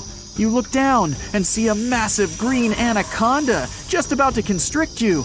They are the heaviest snakes in the world and can grow up to 20 feet long and have a huge appetite. You get up and sprint your way out of there. All right, you found a decent cave to crash in. It's daytime again, and you're still alive. You continue walking along the rainforest. You were able to find some breakfast to boost your energy for the rest of the day. You spot something on a tree that looks like a branch, but it's actually a potu, a master of disguise that can spend days motionless on broken tree branches. These bizarre birds use those branches as their permanent home, where they lay their eggs and chill all day. You continue your way through the rainforest and see a Brazilian wandering spider crawling on a tree branch right in front of you. 8 of these species can be found in the Amazon area. They are some of the most aggressive and venomous spiders out there. So, you make a big detour and walk away from it. You feel someone walking next to you again, but you still can't figure out what it is. You see a steep cliff with a waterfall hitting a large lake ahead of you. Looks peaceful, until you see a team of black caimans gathering around the shore. They're the biggest predators in the whole Amazon ecosystem and feed on anything that moves. It's a good thing you're on high ground, otherwise, whoa! You slip and fall down the river, right on the deep end. So far, no caimans spotted you. You swim underwater and try to get to the opposite end of where the reptiles are. As you climb out and dry yourself off, you notice some large black spots on you. You try pulling them off, but they've latched on pretty hard. The Amazon giant leech finds its target by tracking movement and shadow. Once they attach themselves to the skin, it's extremely difficult to extract them. The best way to do so is to slide your finger next to its mouth and pull it off slowly. Ugh. You manage to get them off your body and see that the caimans are swimming towards you. You're pinned to the wall with the lake of hungry reptiles approaching. Suddenly, a pink dolphin jumps out of the water and splashes all over them. They can grow larger than humans and are the celebrities of the Amazon. Scientists think they get their color from the blood capillaries on their skin. The Amazon even has bull sharks swimming around. These carnivorous giant fish are threatening to humans and can swim in both saltwater and freshwater. These sharks prey on anything within their reach, including other sharks. The dolphin distracted the caimans, so you climb up the cliff and try to find the best way to escape. Opened jaws waiting for you to fall into the pit are right below you. You're lucky enough to escape to the top, but as your arms pull you up, the first thing that you see is a jaguar looking straight at you. It's the creature that's been following you this whole time. You get up while it starts circling you, timing its strike. You know that you can't take on a jaguar, nor can you outrun it, so you grab a large tree branch from the ground to defend yourself. It jumps at you, but you duck down in time. The jaguar lands in the water far away from the caiman crocs. It's a good thing these large kitties are excellent swimmers. You pick yourself up and continue. And to your surprise, you find your boat again. You fix it up and sail your way out of the Amazon. Whew! You know, scientists make discoveries that change the world, but even they can face mysteries. Here are 10 things that have baffled scientists. Imagine that you constantly hear a low-frequency hum, and no one can trace its source. Roughly 4% of the world's population hears the hum. It's a geography-free sound. I mean, people all around the world hear it, so the name varies from Tao's hum to Auckland hum, depending on the region where it gets generated. The sound is just on the threshold of human hearing. People hear it less when they're outside, and it gets louder indoors, especially at night. What's even scarier is that you cannot unhear it once you've heard it. Some folks say it started in London around the time of Charles Dickens, who wrote A Christmas Carol, and the low-frequency sound actually comes from the humbug. Or not. Actually, the earliest cases were recorded in Bristol, UK, dating back to the mid-1970s. Scientists have various theories about where the hum comes from and why only some people can hear it, yet they don't have a clear answer. It could occur when ocean waves move along the ocean floor. They shake the Earth when they collide with continental shelves. Or this might be happening because of volcanic eruptions and earthquakes. Oh, and how about ultra-low frequency radio signals used to communicate with submarines or even 5G? Upsweep is another type of unidentified sound. It was discovered in 1991 in the Pacific Ocean. The sound is high enough to be recorded throughout the ocean. Scientists theorize that the sound could be related to underwater volcanic activity. Interestingly, the volume of the sound has been diminishing compared to its volume when it was first discovered, yet it still can be detected. Plus, it's seasonal. It reaches its highest volume in spring and fall. Is it related to seasonal changes? No one really knows for sure. The next mysterious thing is a cone-shaped monument found in the Sea of Galilee in Israel. This monument was discovered accidentally by sonar scanning in 2003, but the findings were published only in 2013. The monument weighs 60,000 tons. It was once submerged by rising waters.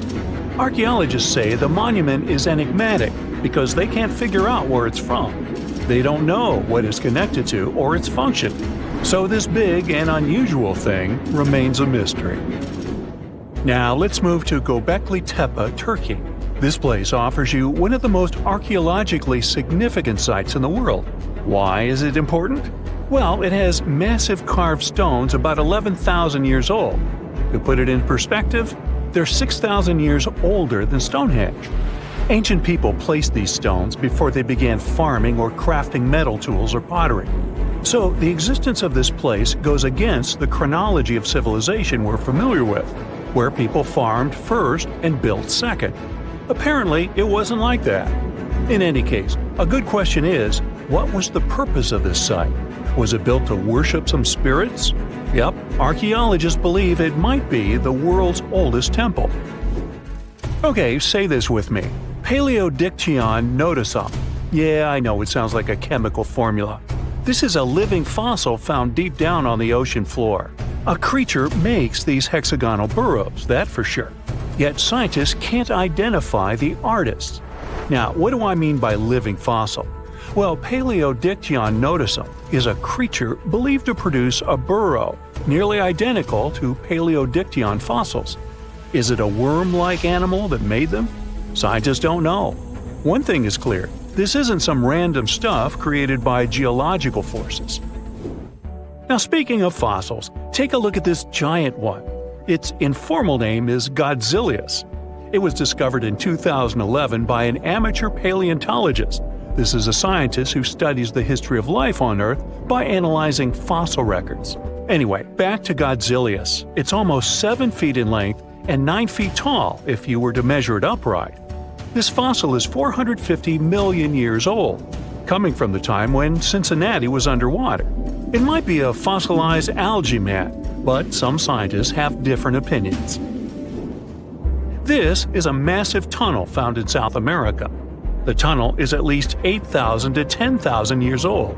At first, researchers discovered a couple of colossal burrows. They were enormous and neatly constructed.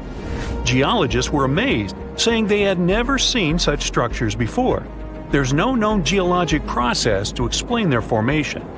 I mean, researchers have known about the burrows since the 1930s, but back then they believed that these tunnels were just some sort of archaeological construction, until they discovered huge claw marks on the walls and ceiling. They reasoned that some extinct species could be the ones to have left these marks. Many geologists strongly believe they found the burrows of giant ground sloths and armadillos. The structure is the largest known burrow from the Paleolithic age in the Amazon. Yet experts have many questions. How come such a deliberate-looking structure could form naturally? A researcher then discovered another strange cave. This one was hundreds of miles away from the massive tunnel. Fast forward, there are now more than 1,500 burrows from the Paleolithic age found in Brazil. What's even more interesting is that some of these caves are connected to tunnels that sometimes lead to chambers. I'll continue with a natural phenomenon. What if I told you that every year, especially in October, fireballs appear on the Mekong River in Thailand? According to legends, Naga fireballs are a call for Buddha to return to Earth, and river serpents are the ones making these calls.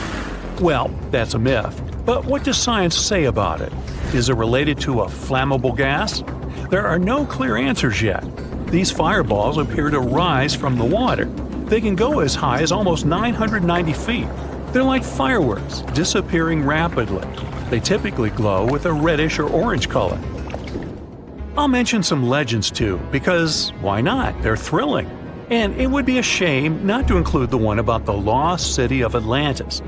As you may know, the legend says that Atlantis submerged into the ocean around 11,000 years ago. Since then, not just scientists, but also treasure hunters and philosophers have been searching for the lost world. Could Bimini Road be a trace? In 1968, a diver found strange stones off the coast of North Bimini Island in the Bahamas. The stones look human-made. It's like they were evenly spaced out and laid in an orderly row. It baffled scientists, but not for long. Carbon dating analysis of the blocks revealed that geological forces created the road naturally. There weren't any tool marks or signs indicating that the blocks had been stacked or something. The research is continuing, but yeah, scientists generally believe that the rocks were created by erosion. Well, I guess the time of Atlantis hasn't come yet. Okay, picture this. You're wandering on the beach, and you see dozens of octopuses walking past. In 2017, a group of people from Wales witnessed exactly this. Why did these creatures come out of the ocean? No one knows the answer. The group reported that they had seen 20 to 30 octopi crawling on the sand. The people looked for some signs of injury, but found nothing. They said that they had carried the animals back to the ocean. Interestingly, these creatures kept crawling onto the shore when people were asleep. Experts say that it's hard to be sure of the reason that pushed the animals to the beach without conducting a physical examination. They're still speculating about the reason behind this unusual and rare occurrence. Could it be overcrowding? Furthermore, the octopi were well armed. A separate study points out that the more fishers hunt large animals that feed on octopuses, the more the octopus population grows. Maybe that's why these creatures have to go farther to find food or shelter. But without proper research, these are only theories. There's a lot we don't know about space, too. So here's a bonus fact about the yellowish source of life in the solar system. Scientists have discovered a new type of wave inside the sun. These waves move in the opposite direction to the sun's rotation. Plus, they move super fast, so fast that it's beyond our understanding. Researchers have different theories about the function of the waves. If they figure out their role, this could give them additional insight into the processes happening inside the sun. And yes, the octopi were well armed. In the past 30 years, scientists have made an incredible discovery of a new creature living deep beneath the surface of the ocean. And the name of the creature is the harp sponge. Now, if you're wondering why it took so long to come across this animal, then I might have the answer. These creatures typically hang out at a depth of roughly 11,100 feet beneath the ocean's waves. This sponge species was first discovered off the coast of California thanks to a robot that was sturdy enough to explore those crazy depths the ocean has to offer. This is no doubt an area of the planet where even the most benign-looking creatures can be potentially dangerous. But even scientists were surprised to find that this creature was more than just a sponge. Now, this might seem obvious, but the harp sponge got its name because its basic structure, referred to as a vein, is the same shape as a harp. Each vein is made up of a horizontal branch supporting several parallel vertical branches. But don't let the harp sponge's fanciful and amusing appearance or its non-intimidating name fool you. Yeah, the harp sponge is very much a deep-sea hunter. It has a unique ability to capture and envelop small animals using its rhizoids, short, thin fibers. With their help, the harp sponge clings on to the soft muddy bottom and catches tiny creatures that get swept into its branches by deep-sea currents. Uh-oh. Other sponge creatures often feed by pulling bacteria and bits of organic matter from the seawater and filtering them through their bodies. But not our harp sponge. Instead, it snatches its future meal with minuscule barbed hooks that cover each of the harp sponge's branches. Now, harp sponges prefer tiny crustaceans like crabs, crayfish, shrimps, and prawns. Once the harp sponge has one of them in its clutches, it envelops the animal in a thin membrane before slowly beginning to digest it. So, pal, what's eating you? Oh, Harpo? Too bad. Researchers believe that harp sponges use this method of feeding because there aren't enough nutrients that deep down. This makes traditional filter feeding less effective. Research has shown that the creature is still in the process of evolving. Early harp sponges, researchers found, only had 2 veins, but later, scientists discovered other harp sponges that had 6 veins. The harp sponge might have evolved this elaborate candle holder-like structure to increase its surface area. In general, harp sponges typically grow up to a length of 1 foot, but researchers have seen a creature that was 2 feet in length. The harp sponge is not only very unusual, but also beautiful to look at. See those tiny white balls on top of the branches? Now, why don't we look at some other creatures that live below the photic zone of Earth's oceans? The photic zone means the area beneath the ocean's surface that still receives some sunlight. Thanks to this, there are loads of different creatures and organisms living there. Any animal living beyond this layer qualifies as a deep-sea creature. The Tomopterus worm is a segmented worm you can find in the twilight zone of the ocean. This is the area that lies between 650 and 3,300 feet beneath the surface. These creatures are often no more than 1 inch long, but the largest of them can grow up to 1 foot. While swimming around and feeding, these worms do what researchers describe as an amazing smooth dance. That's because the creatures can swim extremely quickly and maneuver at tight angles with ease. Now, I know most people hear the word worm and think of the common earthworm, so it's quite interesting to know there's a deep-sea worm out there that never leaves the water during its entire life. Similarly, most of us try to avoid jellyfish that either rest on the sand or sit on top of the ocean waves. This isn't the case with a chrysota jelly. That's a deep-sea creature too. This beautiful jellyfish is mostly ruby red, bright orange, or electric purple. That's what helped researchers realize they had found a new species of jellyfish. The creature grows to a maximum size of 1 inch across. It has tentacles that stretch out in every direction. Now, if you come close to this jellyfish, it'll pull all these tentacles in toward its body before rapidly swimming away to avoid danger. Yes, you are dangerous. The chrysota jelly is extremely rare. You won't see it very often. You might need to borrow that deep-sea diving robot I mentioned earlier. While worms and jellyfish might seem quite harmless, this isn't the case with the Pacific viperfish. Ooh. This creature is equipped with a noticeably big mouth, like me, and the needle-like teeth inside are key to its hunting strategy. Pacific viperfish live at around 5,000 feet below the ocean surface, but they're among those numerous marine animals that migrate each night from the ocean depths toward shallower waters to dine. What's on the menu for dinner tonight? Lots of small fish and shrimp. The creature can grow up to 12 inches in length. Its 2 front fangs, which stick up from the fish's bottom jaw past its own eyes, are especially dramatic. When the fish unhinges its jaw, its mouth can open wide enough to engulf smaller animals, and the teeth form a cage to prevent an escape. Now, have you ever seen an underwater creature that looks like a strawberry? Trust me, it does exist. Just look at these dots on the strawberry squid. The creature has a big eye and a smaller one. You might think this unconventional pairing would be awkward and uncomfortable, but it's actually the opposite. The big left eye looks upward. It spots shadows cast by other animals in the dimly lit waters above. The eye's tubular shape helps it collect as much light as possible. On the other side of the squid's head, you can see its right eye.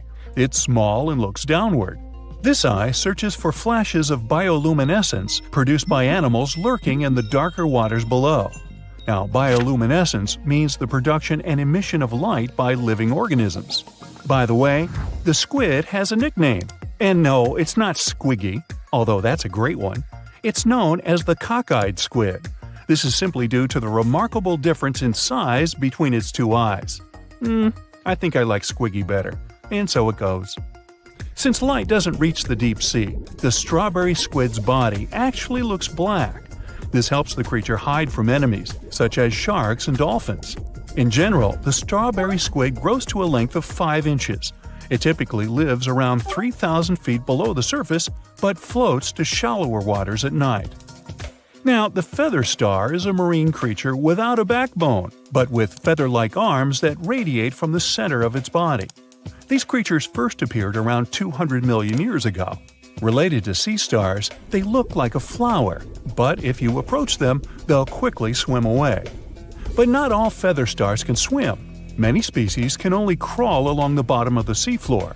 Like some of the other deep-sea creatures we've looked at, the feather star can adapt to its surroundings. It has a creepy ability to shed its arms, the same way some lizards can shed their tails. This also helps them escape from their enemies. Feather stars live all across the globe, from the equator to the poles, from the shallow waters on top of reefs to the deep, deep sea. Now, given that we're dealing with mysterious creatures, the name of this one is quite fitting. The swift vampire squid should be the official symbol of life in the deep sea. The animal has a dark red body, huge blue eyes, and a cloak-like web that stretches between its 8 arms. This, along with its name, may suggest that the creature is some form of a terrifying hunter. In reality, though, the vampire squid is a soft-bodied, timid creature, about the size, shape, and color of a football. It grows to roughly 12 inches in length and lives 3,000 feet below the waves. There's almost no oxygen there, but also relatively few predators. Whew, I think I'll need to decompress from this one.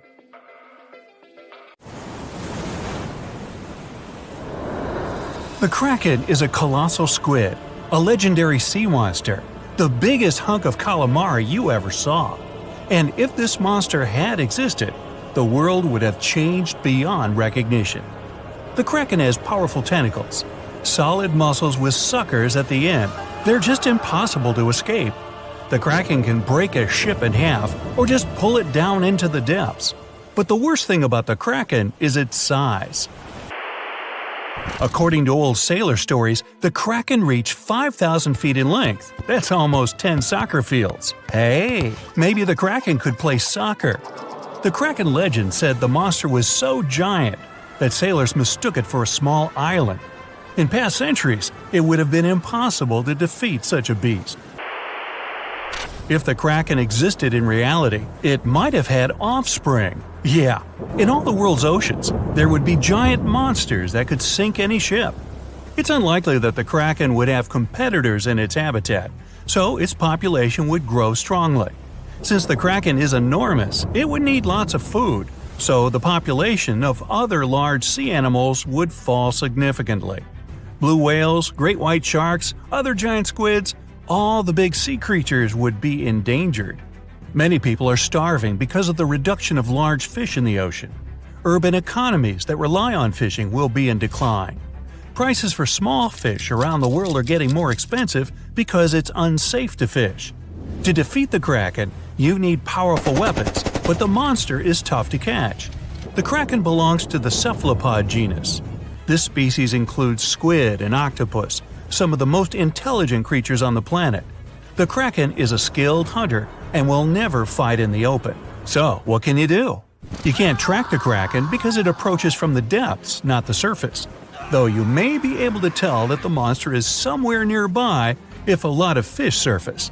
When the kraken swims, it scares all the fish in the vicinity. But it might already be too late. A huge tentacle emerges from the water, resembling a high tower. This tower falls on the deck of the ship, shattering it. The sailors scream and run. The kraken lands a second blow, and the vessel is almost capsized. Next, the kraken wraps its giant tentacles around the ship and pulls it to the bottom. Oh boy! What if the sailors managed to detach the ship from the tentacles of this monster? With the help of powerful weapons, the ship's crew strikes back. The Kraken retreats under the water. It's hurt, angry. It seems the battle is over, but here comes the worst. A whirlpool forms beside the ship. Thanks to its considerable weight, when the Kraken dives, it creates a whirlpool behind it. Like a drain in a giant bathtub, this whirlpool sucks the ship down. The battle with the Kraken is lost. Well, that was unfortunate. You might be able to defeat the monster if you can anticipate its attack in advance. But the Kraken can see you and your ship before you can see it. Colossal squids live in deep waters, and they have the largest eyes among all animals. The squid's eye is the size of a dinner plate. Thanks to this, they can see their prey from far away. Similarly, a Kraken would spot the ship much sooner than sonar could pick up the Kraken. It would always have the drop on you. Well, that's not good. Around the world, cargo transportation by ship is declining. Airlines provide the only safe connection between the continents. This will increase air pollution. The most successful enemy of the Kraken is submarines. They travel at great depths and are equipped with powerful echolocators to help detect the Kraken in advance. Subs are well armed too, and the round metal body is not so easy to destroy. A single Kraken may be defeated by a submarine, but what if there are several sea monsters? 3 Kraken can wrap their tentacles around the submarine and drag it deeper into the water where the pressure will destroy their enemy. In other words, they'll have a crush on you.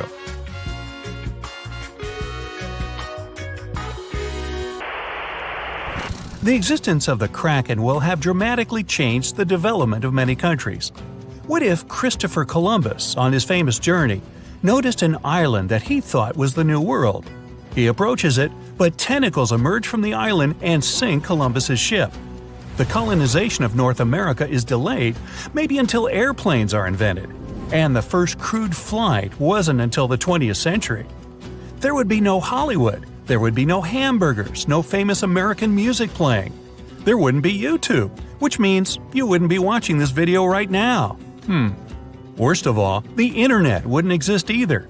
And all this because of one stupid monster squid.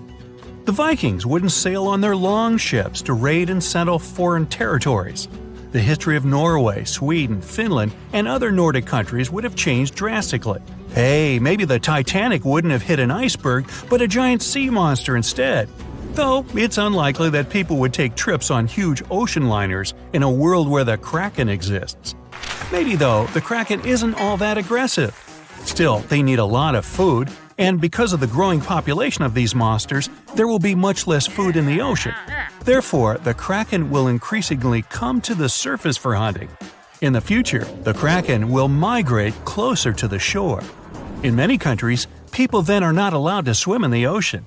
Imagine floating on the waves and a monster the size of a skyscraper is swimming right below you. Relaxing at sea and on the beach will no longer be popular. Many countries that live off tourism become impoverished.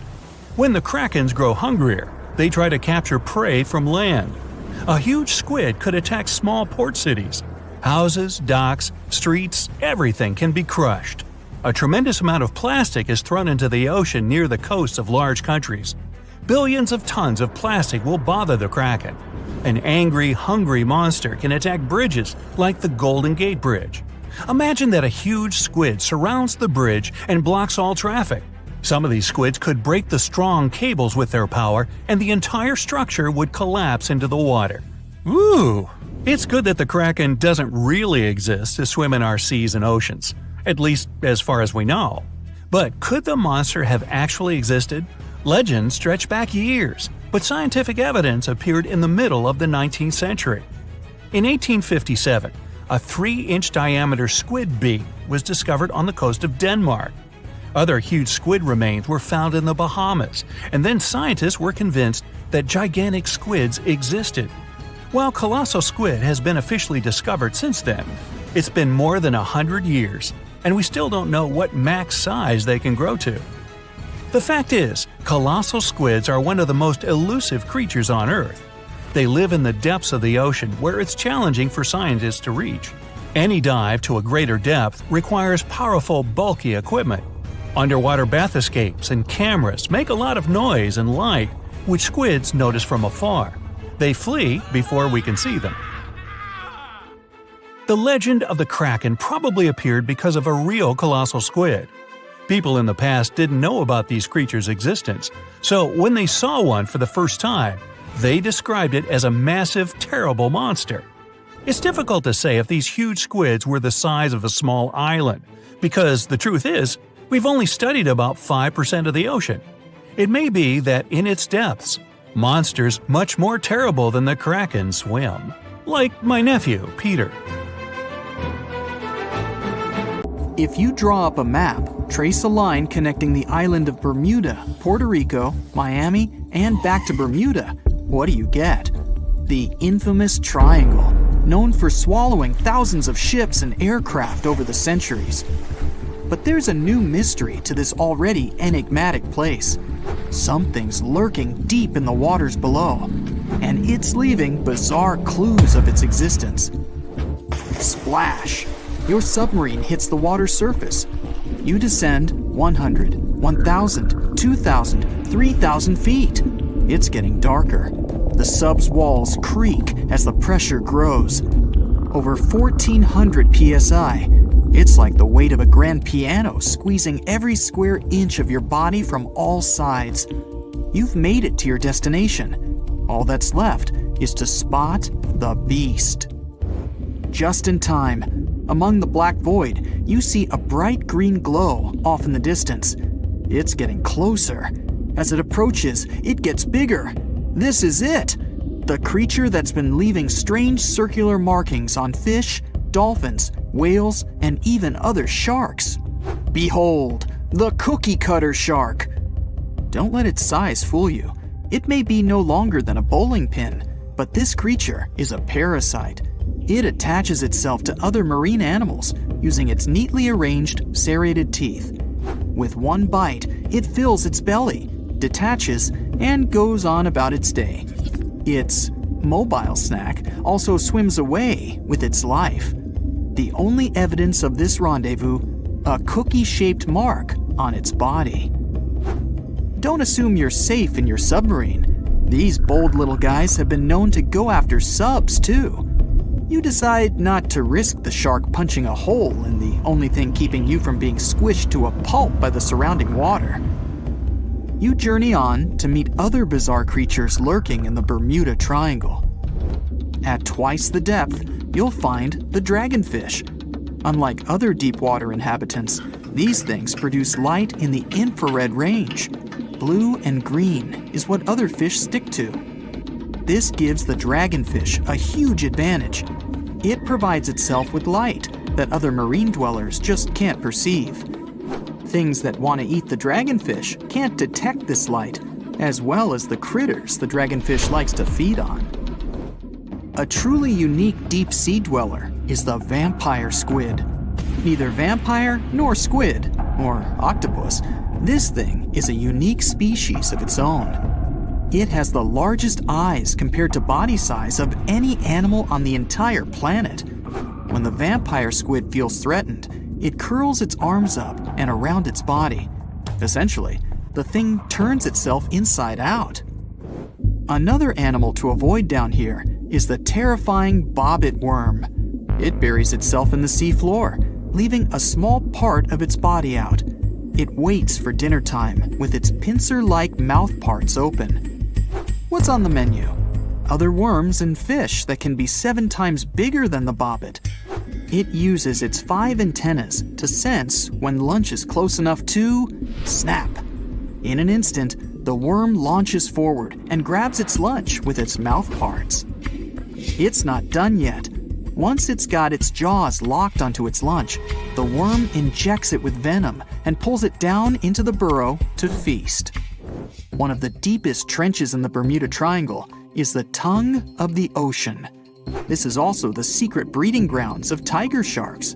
You'll instantly recognize them thanks to those darker gray tiger stripes on their sides.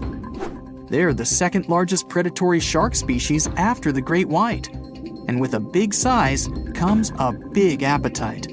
marine mammals, smaller sharks, stingrays, and green turtles are all on the menu.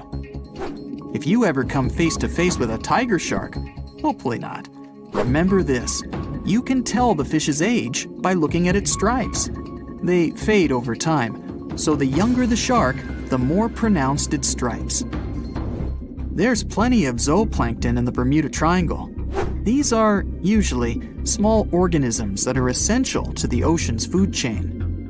But get this, if nothing ate them and they were left to grow out of control, zooplankton would cover the entire world in layers and layers in just 4 months. Oh, and the largest type of zooplankton is the jellyfish. Jellyfish were around long before dinosaurs. You probably know your body is 60% water. A jellyfish is 95%. So if it gets washed onto the shore, after a few hours, most of its body just evaporates into the air. There's also a jellyfish that lives forever. The immortal jellyfish can revert itself back to its polyp stage and then grow again. Sounds like something from another planet, but it's no space jelly. Those do exist, by the way. Back in the 1990s, NASA raised jellyfish in space to see what zero gravity does to them. They were just fine living up there in the cosmos. When they came back down to Earth, though, they had trouble adjusting. The European eel hasn't been to space, but it is quite a globetrotter. It travels all the way from Europe to the Sargasso Sea, where the Bermuda Triangle is located. In the larval stage, it just drifts around the ocean for as long as 3 years sometimes. It's also the chameleon of the sea. Over the years, the European eel changes color, going from translucent to yellow to metallic silver. They're nocturnal and secretive, pretty much the ideal companion to have when you raid the fridge at midnight. A giant squid over half the length of a football field once washed up on a Florida beach. Researchers suspected this behemoth came from the Atlantic Ocean near the Bermuda Triangle. Giant squids are the longest invertebrates, meaning they have no backbone. They also have the biggest eyes on Earth, ever. They're as large as a soccer ball. Another creature found near the Bermuda Triangle is Sterer's cave shrimp. They were so good at keeping to themselves that no one knew these creatures even existed until 2011. Some female cave shrimps carry an impressive number of eggs along with them. Scientists discovered one female had around 2,000 eggs attached to her body. The Bermuda petrel is the national bird of, yes, you guessed it, Bermuda. It's the second rarest seabird on the planet. In fact, people thought it was extinct until 1951, when they spotted a few on the island. It has an eerie cry that'll send shivers down your spine. The Nassau grouper can only be found on the coasts of South Florida. This fish lies in wait and ambushes its lunch of other fish, crabs, and lobsters. It's sort of like a vacuum cleaner because it inhales its food through its huge mouth. The fish has a cool defense mechanism too. Like the chameleon, it changes color when it feels it's in danger. Sometimes it takes on a lighter or darker shade of its own color to blend in with the environment. So, you may spot a Nassau grouper, or you may not. If you happen to visit the Bermuda Triangle, you'll probably see a hammerhead shark. They use that iconic hammer-shaped head to pin their lunch, stingrays, onto the ocean floor. The shape of their head also gives them better vision. They can see almost 360 degrees all around, above and below them. Well, save for one blind spot right in front of their nose. The hawksbill sea turtle may not look intimidating, but this guy will eat anything it can get its bird-like beak around. Sea sponges, algae, and even venomous jellyfish. A lot of the stuff on their menu is inedible for most, but their body fat can absorb the venom and toxins, so they go unscathed. The Bermuda Triangle is also home to green glowworms. They're not really worms, but larvae. They produce that bright light from an organ near their tail. This light makes smaller creatures come toward them, making it easy for them to catch their lunch. Most of the time, they look pretty ordinary, but they have an oddly fixed schedule. Every third night after the full moon during the summer, at an exact time, the glowworm lights up. But back to more nightmarish creatures of the Bermuda Triangle. There's the goblin shark, known as a living fossil because it's the only one left of its animal family. It's only about the length of your forearm and looks like nothing special. But watch closely as its lunch gets too close. Boom! The shark's jaw shoots out of its mouth and grabs onto the unlucky creature. Once the teeth have locked in, the jaw goes right back in the shark's mouth. And yes, you share the planet with this thing. Well, hey there. We dive back in time and into the oceans over 500 million years ago. Just, because we can. Whoa, watch out. It's not megalodon or giant sea reptiles you need to look out for here. It's a bizarre, unearthly-looking creature called Anomalocaris. The name means unlike any other shrimp, and I think you'll agree, it looks like a nightmarish cross between a shrimp and a modern-day centipede. 2 tentacles protruding from its face, each lined with razor-sharp teeth. Oh yeah, and this thing was about the size of your leg. With a wave-like movement of the flaps on each side of its body, it was graceful for a terrifying creature. It was also more advanced than any other life on this planet at the time. Especially those huge eyes. You have only one lens in each of yours. This giant shrimp had 16,000. That's 4 times more than a common housefly. And you know how good their vision is. Good enough to dodge that swatter every time. All this allowed Annie to become one of the first animals on this planet to feed on others. Yep, here it is. Earth's first hunter. Its favorite meal? Trilobites. Hey, try a bite. Those are the ancient ancestors of crabs. Some of their fossils have marks on them in the same shape as the monster shrimp's mouthparts. Terrors of the past like this got to be so giant thanks to more oxygen in the atmosphere. A perfect example of this, Meganeuropsis. Imagine a dragonfly. Now make it as big as a cat, and with a wingspan longer than your arm. Megan, the monster-sized dragonfly, could easily grab other insects or even small animals, and she ruled the air with quick movements. Back then, there were still no large birds or other airborne enemies for this behemoth bug, so it was safe and free to grow as large as this planet would allow. Piranhas of the past were also jumbo-sized. Mega piranha was about 3 times the size of the river terrors we have today. Its bite force was about the same as a tiger's, and those striped kitties bite down 2 times harder than lions. That means it probably not only dined on other fish and any land creatures that, got too close to the water, but it could also easily crunch down on large turtles and other unlucky shelled creatures. And fun fact, modern-day piranhas bark like dogs when they're about to enter a confrontation. It actually sounds more like a frog's ribbit.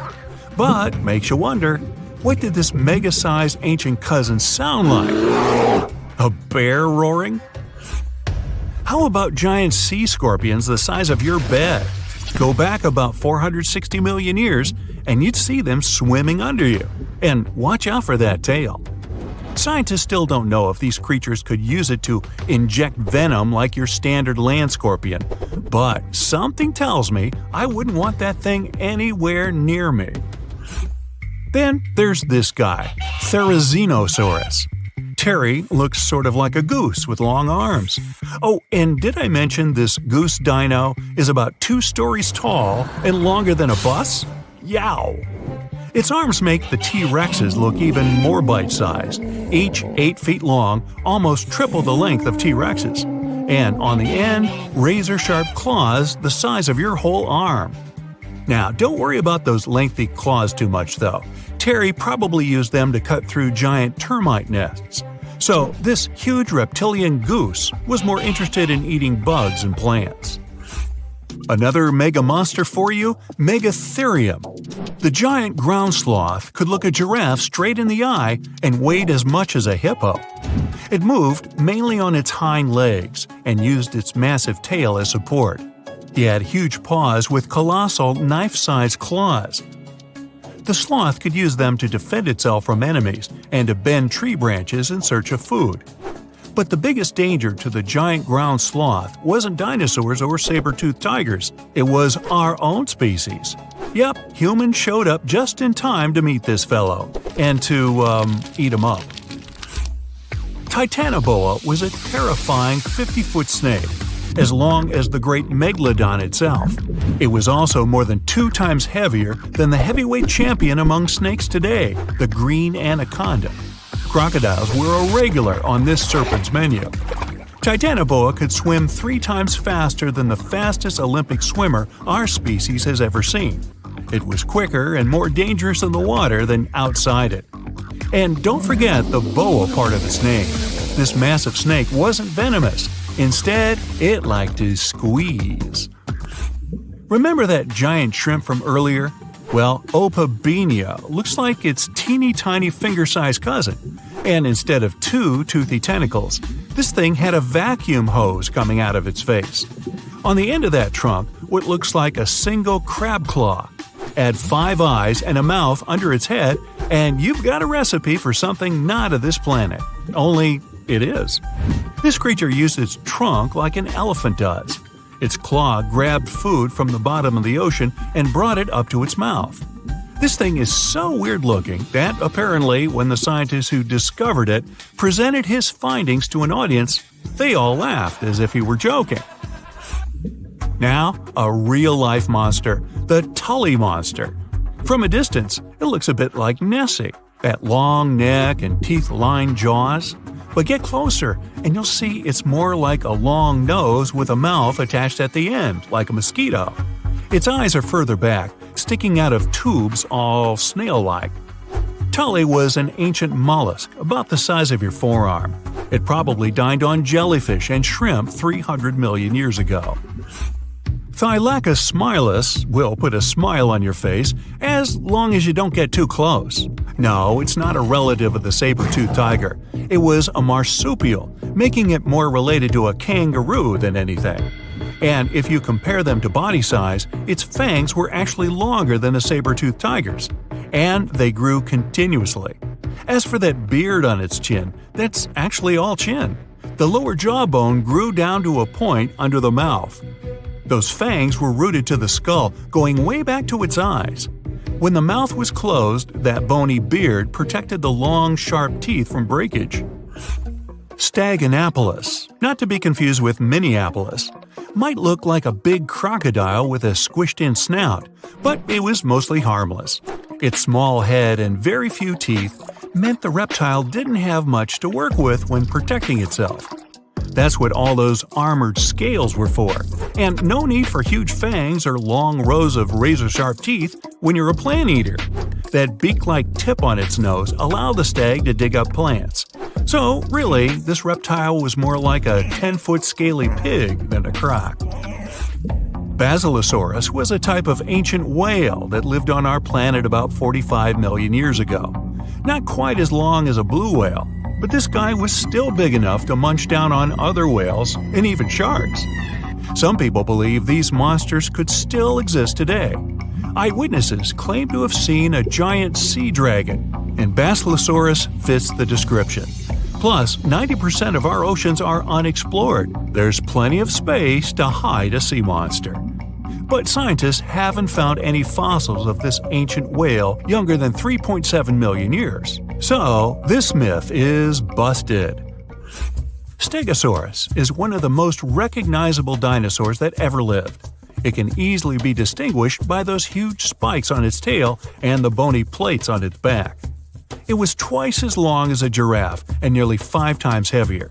But compared to its body size, it had the world's smallest brain. It was no larger than a dog's. Pelagornis had the largest wingspan of any bird ever discovered. It was twice the size of the largest bird today, the wandering albatross. Such huge wings made it hard for the bird to take off. It could only do so by jumping off cliffs. And when it finally spread its wings, this giant could only go about 40 miles per hour. The fastest bird today can reach speeds 5 times that. The sky is burning. The world's oceans are foaming. Thunder and lightning are shaking the air. Two of the most terrible and powerful monsters collide in a duel. A harbinger of the end of the world. Just the sight of this monster can drive anyone mad. Great and atrocious Cthulhu. And the biggest squid on the planet is fighting against it. A beast that knows no fear because it's fear itself. The cause of 1,000 shipwrecks. The mighty and hideous Kraken. Let the most epic fight in the history of the universe begin. You're on a fishing boat, sailing in a calm ocean. The water is crystal clear, and there's no wind. The sea merges with the horizon. The land isn't visible, and you feel free. You look over the side of the boat and notice something strange in the water. You're floating in the center of a huge black spot, surrounded by a wide field of green. What's that? Oil spilled into the water that took on such a strange hue? Then why is it so perfectly round? Suddenly, you realize what it is, and the blood freezes in your veins. The black circle is the pupil in the center of a huge green eye. The thing that's looking right at you from the water right now is so big that your ship looks like a speck next to it. It's the Kraken. But don't worry, the monster isn't interested in a small prey like you. The Kraken has been sinking ships for centuries and never met any decent resistance. There are thousands of boats lying on the sea floor, but what's the point? The Kraken longs for a real challenge, but can't find it. The largest mammal on Earth is the blue whale, which is no more than a pet goldfish for the Kraken. Even a megalodon could easily lose to the tentacled beast in battle. Maybe look for some great monster on the bottom of the Mariana Trench? No, the pressure is too high, and there's almost nothing living there. But then, the Kraken has an idea. It goes to the most remote place on Earth, a place rarely visited and poorly explored.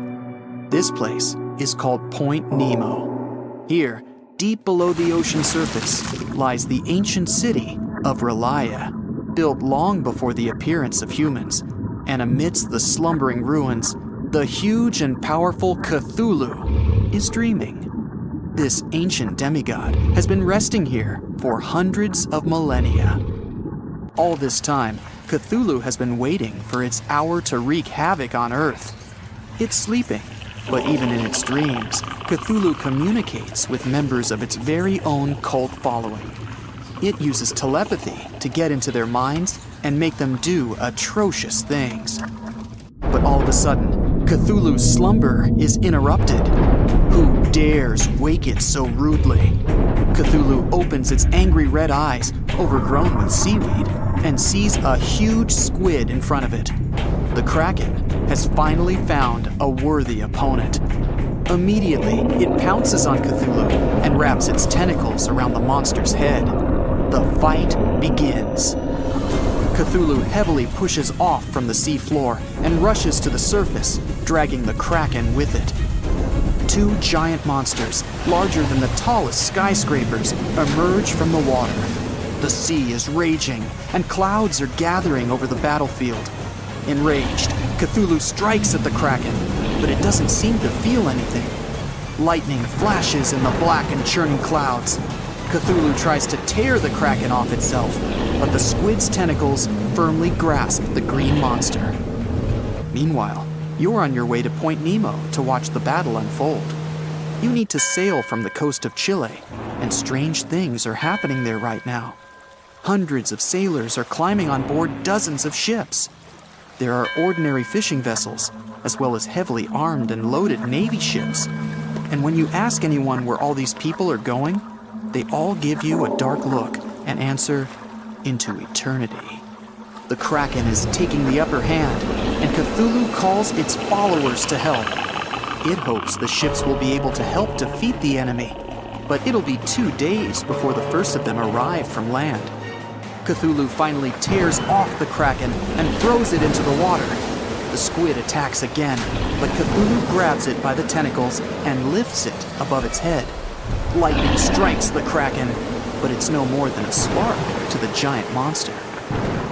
At the same time, the entranced sailors stand on decks and look in the direction of the battlefield. At night, they fall asleep and see the same dream about the ancient city of Relia. In the center of it, there's a twisted chapel, and inside, Cthulhu sits on its throne, calling its followers.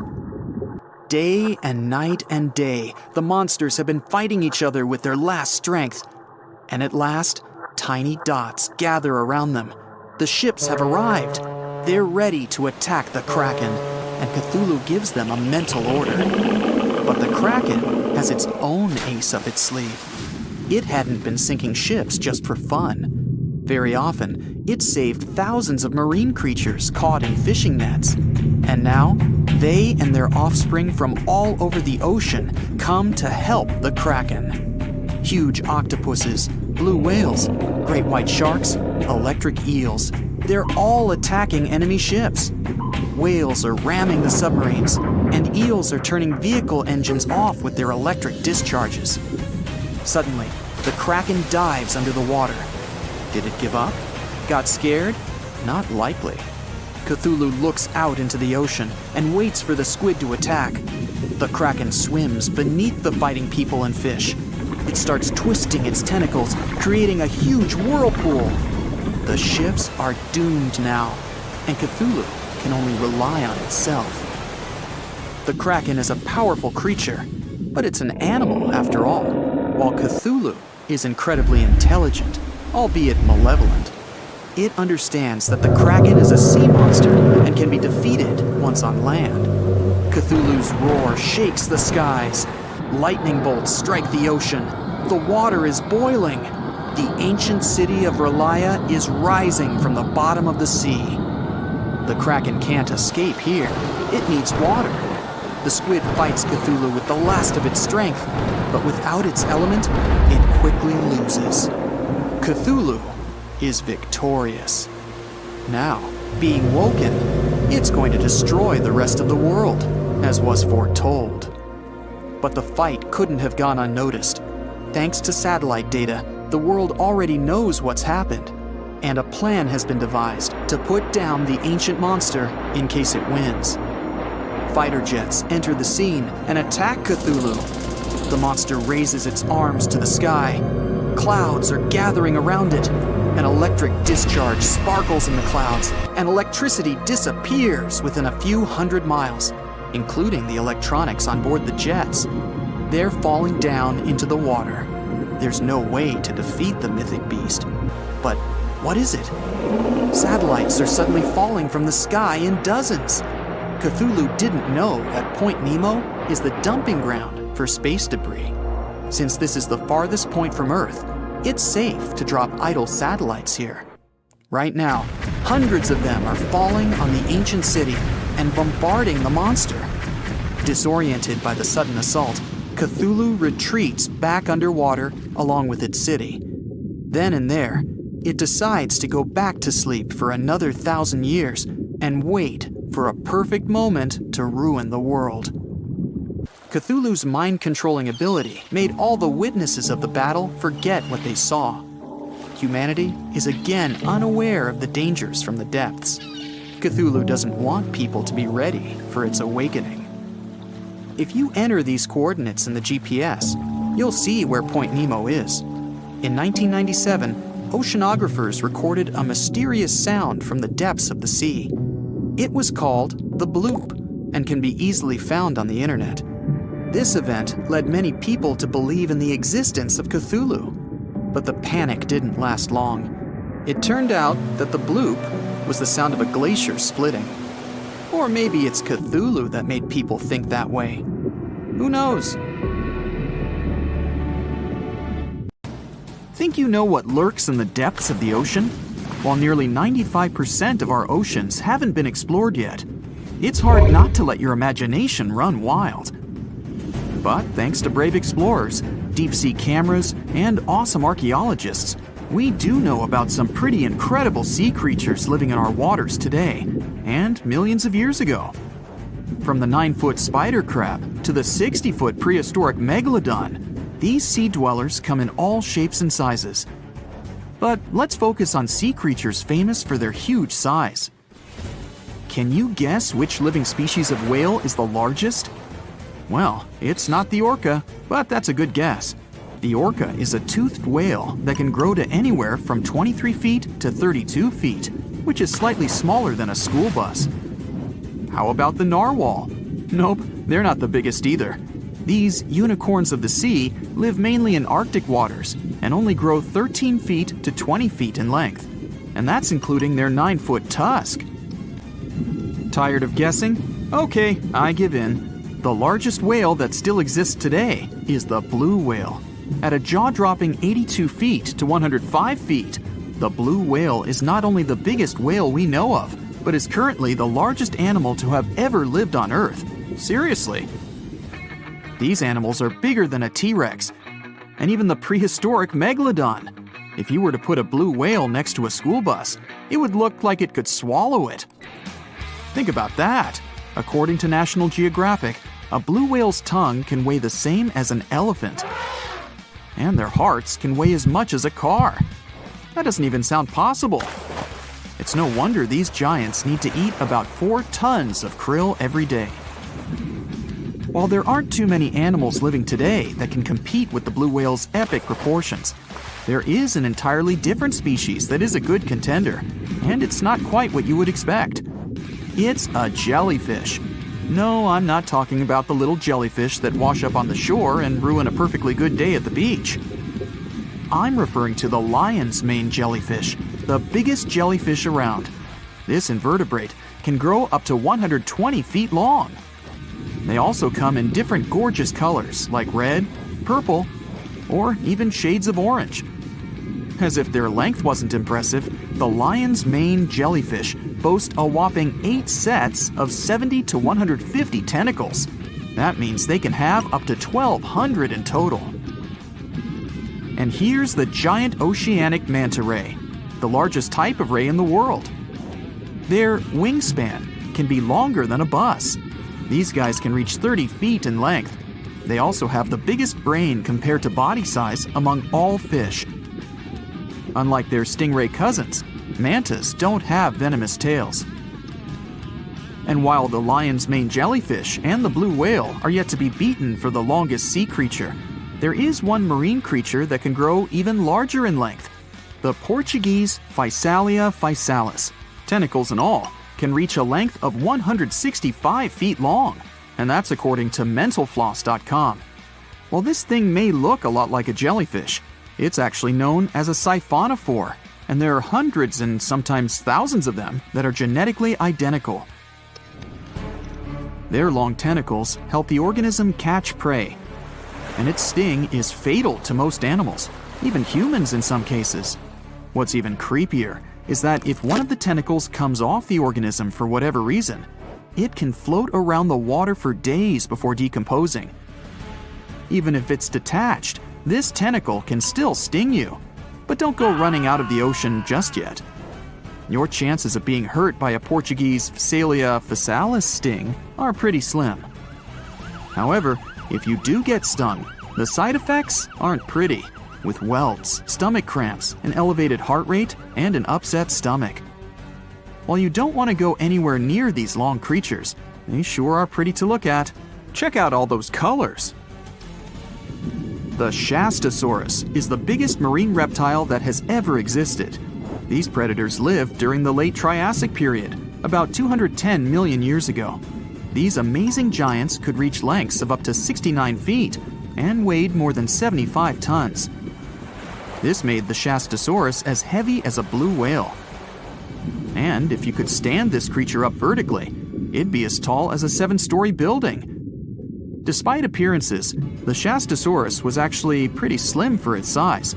Its ribcage was only 6 feet across. You'd think that this big guy was chowing down on other dinosaurs, but that's not the case at all. This reptile survived on a diet that consisted of small fish and cephalopods, like octopuses and squids. The Albertonectes is a bright representative of the plesiosaur family, meaning that this marine reptile had a small head on an incredibly long neck and large flipper-like limbs that helped it move through the water. These creatures occupied the seas around North America 76 to 70 million years ago.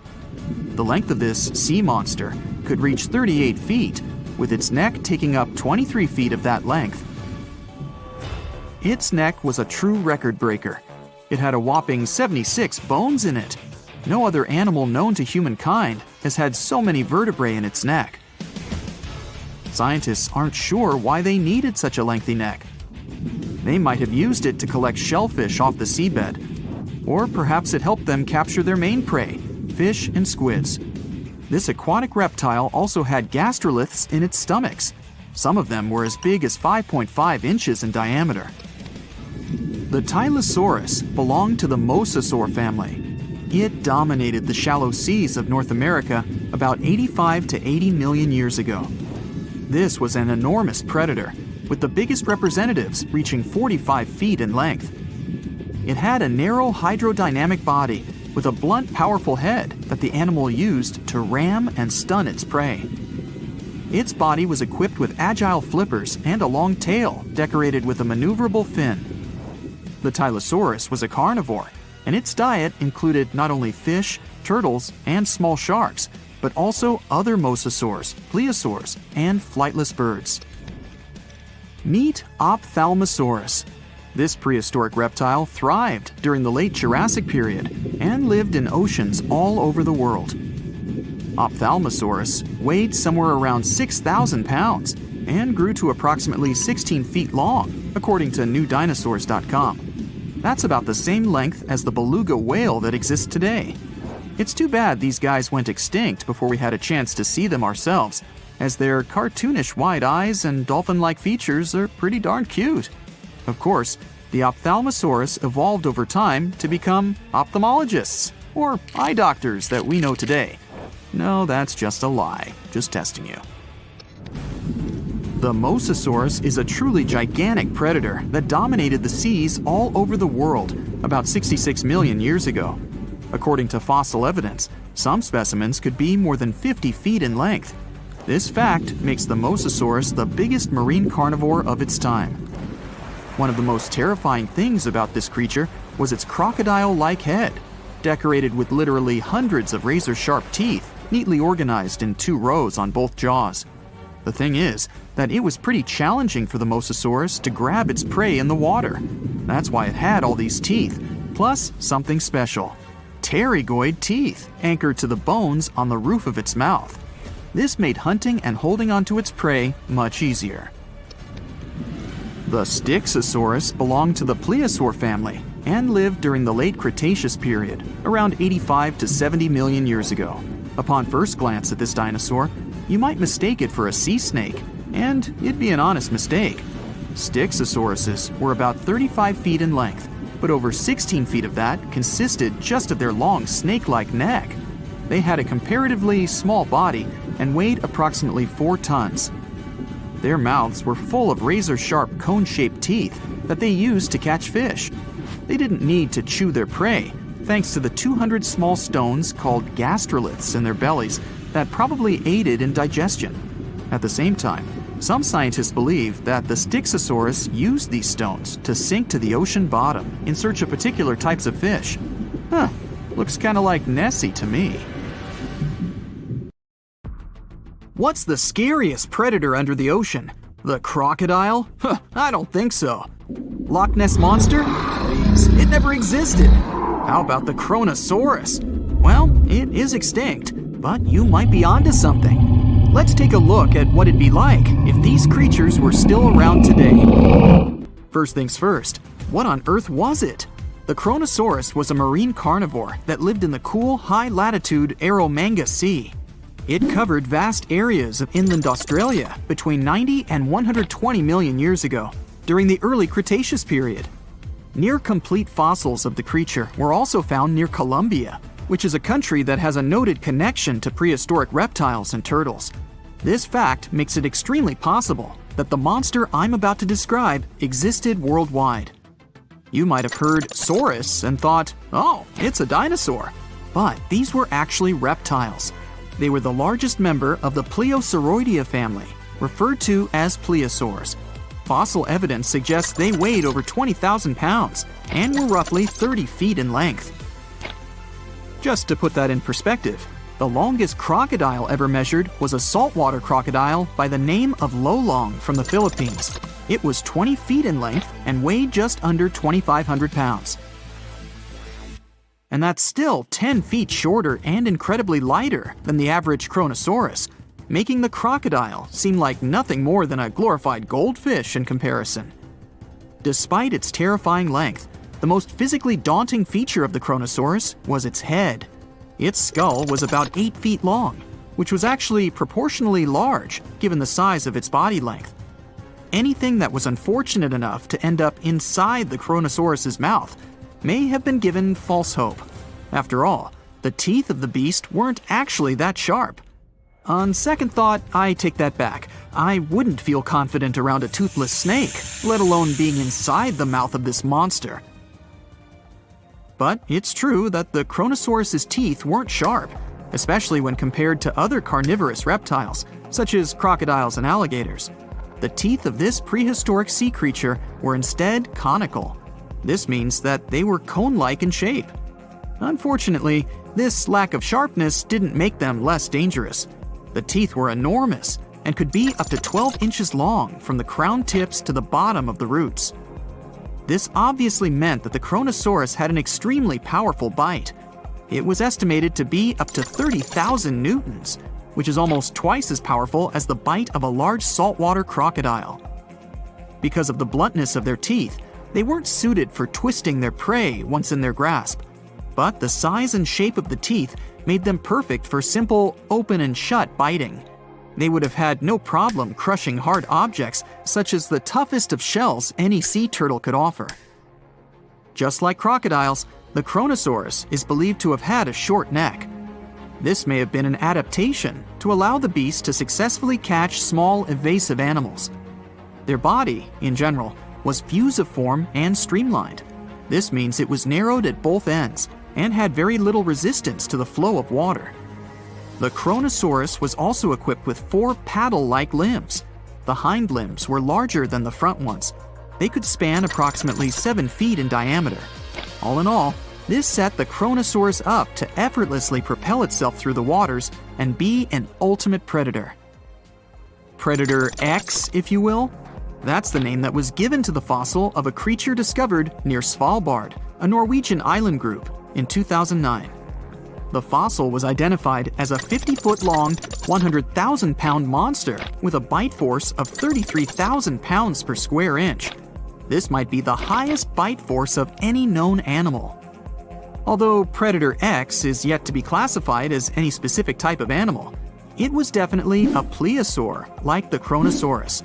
And even if it wasn't Predator X, the Kronosaurus was still most definitely a ferocious titan when it roamed Earth's oceans. The Kronosaurus actually got its name from the Greek mythological figure of Cronus, the father of Zeus. Cronus was viewed as a titan from a generation of super powerful beings. So what was it that the Kronosaurus, this terrifying monster, actually feasted on to satisfy its appetite? This creature was known to eat sea turtles, squid, and other larger marine reptiles of that time, such as elasmosaurids and ichthyosaurs. This suggests that if crocodiles existed in the realms of the Kronosaurus, they too might have turned into lunch for the beast. There's evidence from the fossil remains of the Kronosaurus that suggests that they also feasted on sharks, which I know is a disappointment to those of you who view that beast as the king of the ocean. Not when the Kronosaurus was around, my friend. In any case, grounding all kinds of food into small pieces to help digest them would have been difficult without small teeth. This explains the presence of rounded stones found in many of the remains of these sea creatures.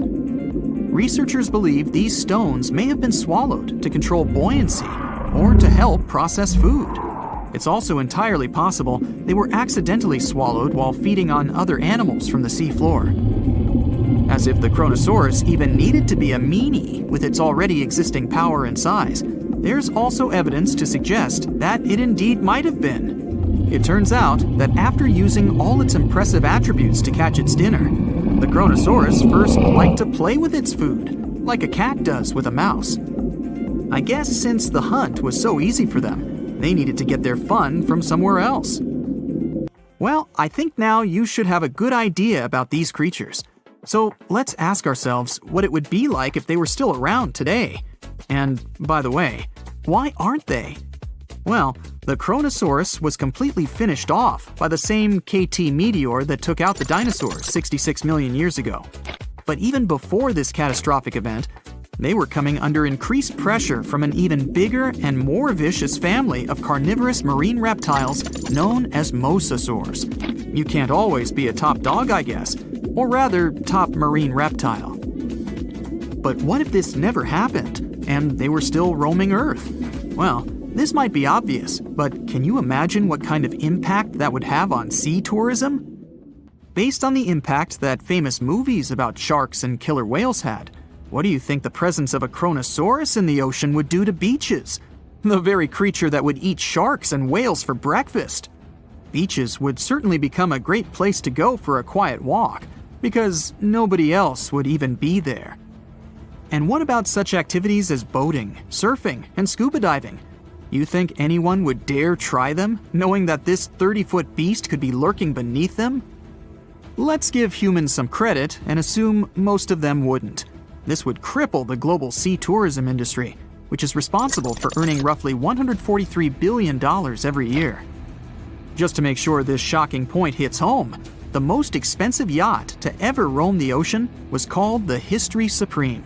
Its master bedroom was believed to have a statue made of T-Rex's bone and a wall made of meteorite rocks, as well as a 24-karat gold panoramic wall aquarium.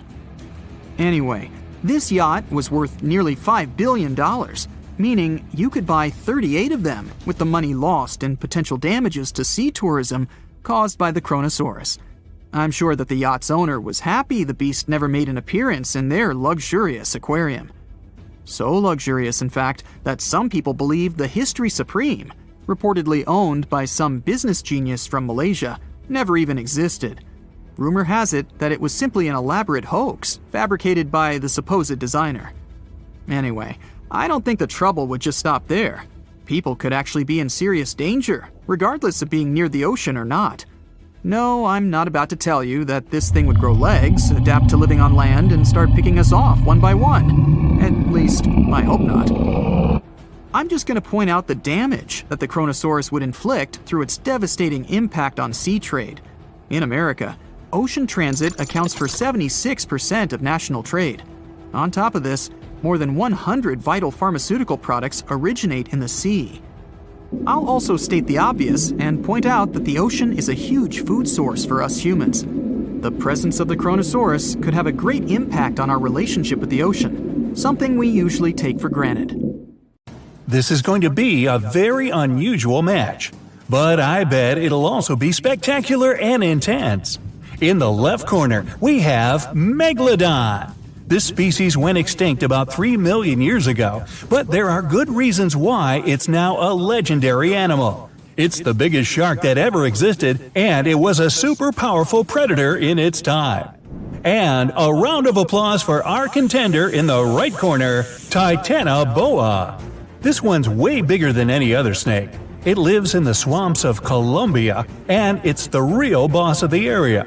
Titanoboa can eat absolutely any animal it decides to hunt, and it faces no competition. It can swallow a giant turtle or even a crocodile. It looks like a modern boa, but behaves like an anaconda, and that's a very scary mix. But can it stop a giant shark? Let's start by looking at their sizes. We still don't know about Megalodon's exact size, because the only remains of them that have survived are just fossilized backbones and teeth. But scientists generally think this monster was about 50 feet long. So it wasn't just the biggest shark that ever existed, but also one of the biggest fish of its time. Its closest rival is the modern whale shark, but they're only about 40 feet. The giant Titanoboa got so big thanks to a lucky coincidence. Snakes are cold-blooded animals, so they need a warm climate to live and grow in. Northeastern Colombia is perfect. It was about 90 degrees when Titanoboa was alive. This helped it grow to an incredible 42 feet in length. Titanoboa could easily swallow the longest snake registered in the Guinness Book of Records, which is only about 25 feet long. And that's a big gulp.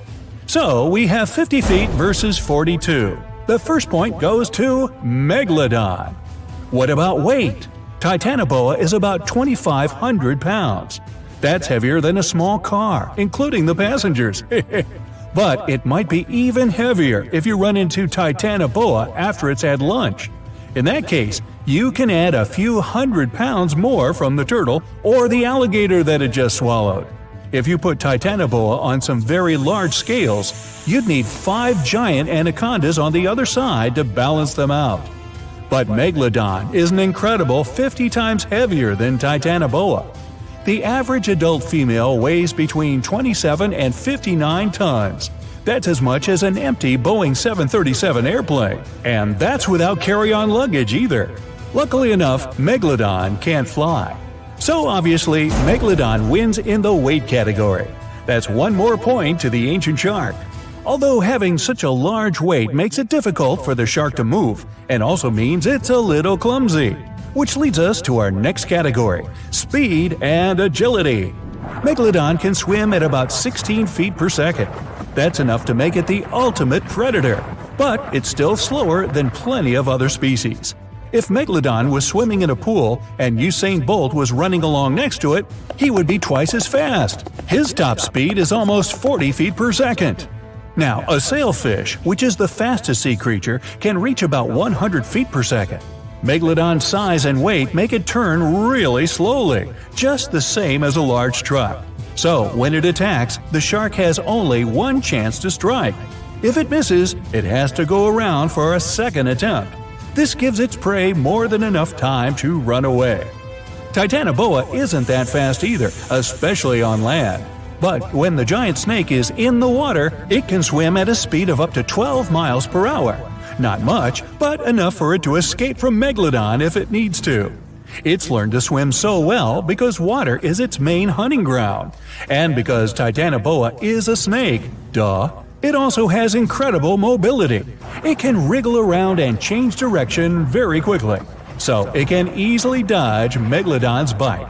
So here's the first point for Titanoboa. The score is 2-1 in favor of Megalodon. Next section, fighting skills. Megalodon is incredibly smart. It can change tactics depending on what kind of prey it's hunting. Scientists have found teeth markings from Megalodon on some whale fossils. These show that the giant sharks aim their bites at their prey's vital body parts to take them out quickly. Other remains of Megalodon's victims have multiple fractures. This is because Megalodon performs a super powerful ram attack that can knock almost anything out. In fact, this 50-ton beast can easily smash through concrete walls. So, Megalodon's opponents don't really stand a chance. Some of them prefer to first damage the tails and fins of the whale they're hunting. This stops it from escaping, letting the huge predator finish off its defenseless victim. Now, what can Titanoboa do in response? The giant snake isn't poisonous, but this doesn't stop it from hunting prey up to 4 meters long.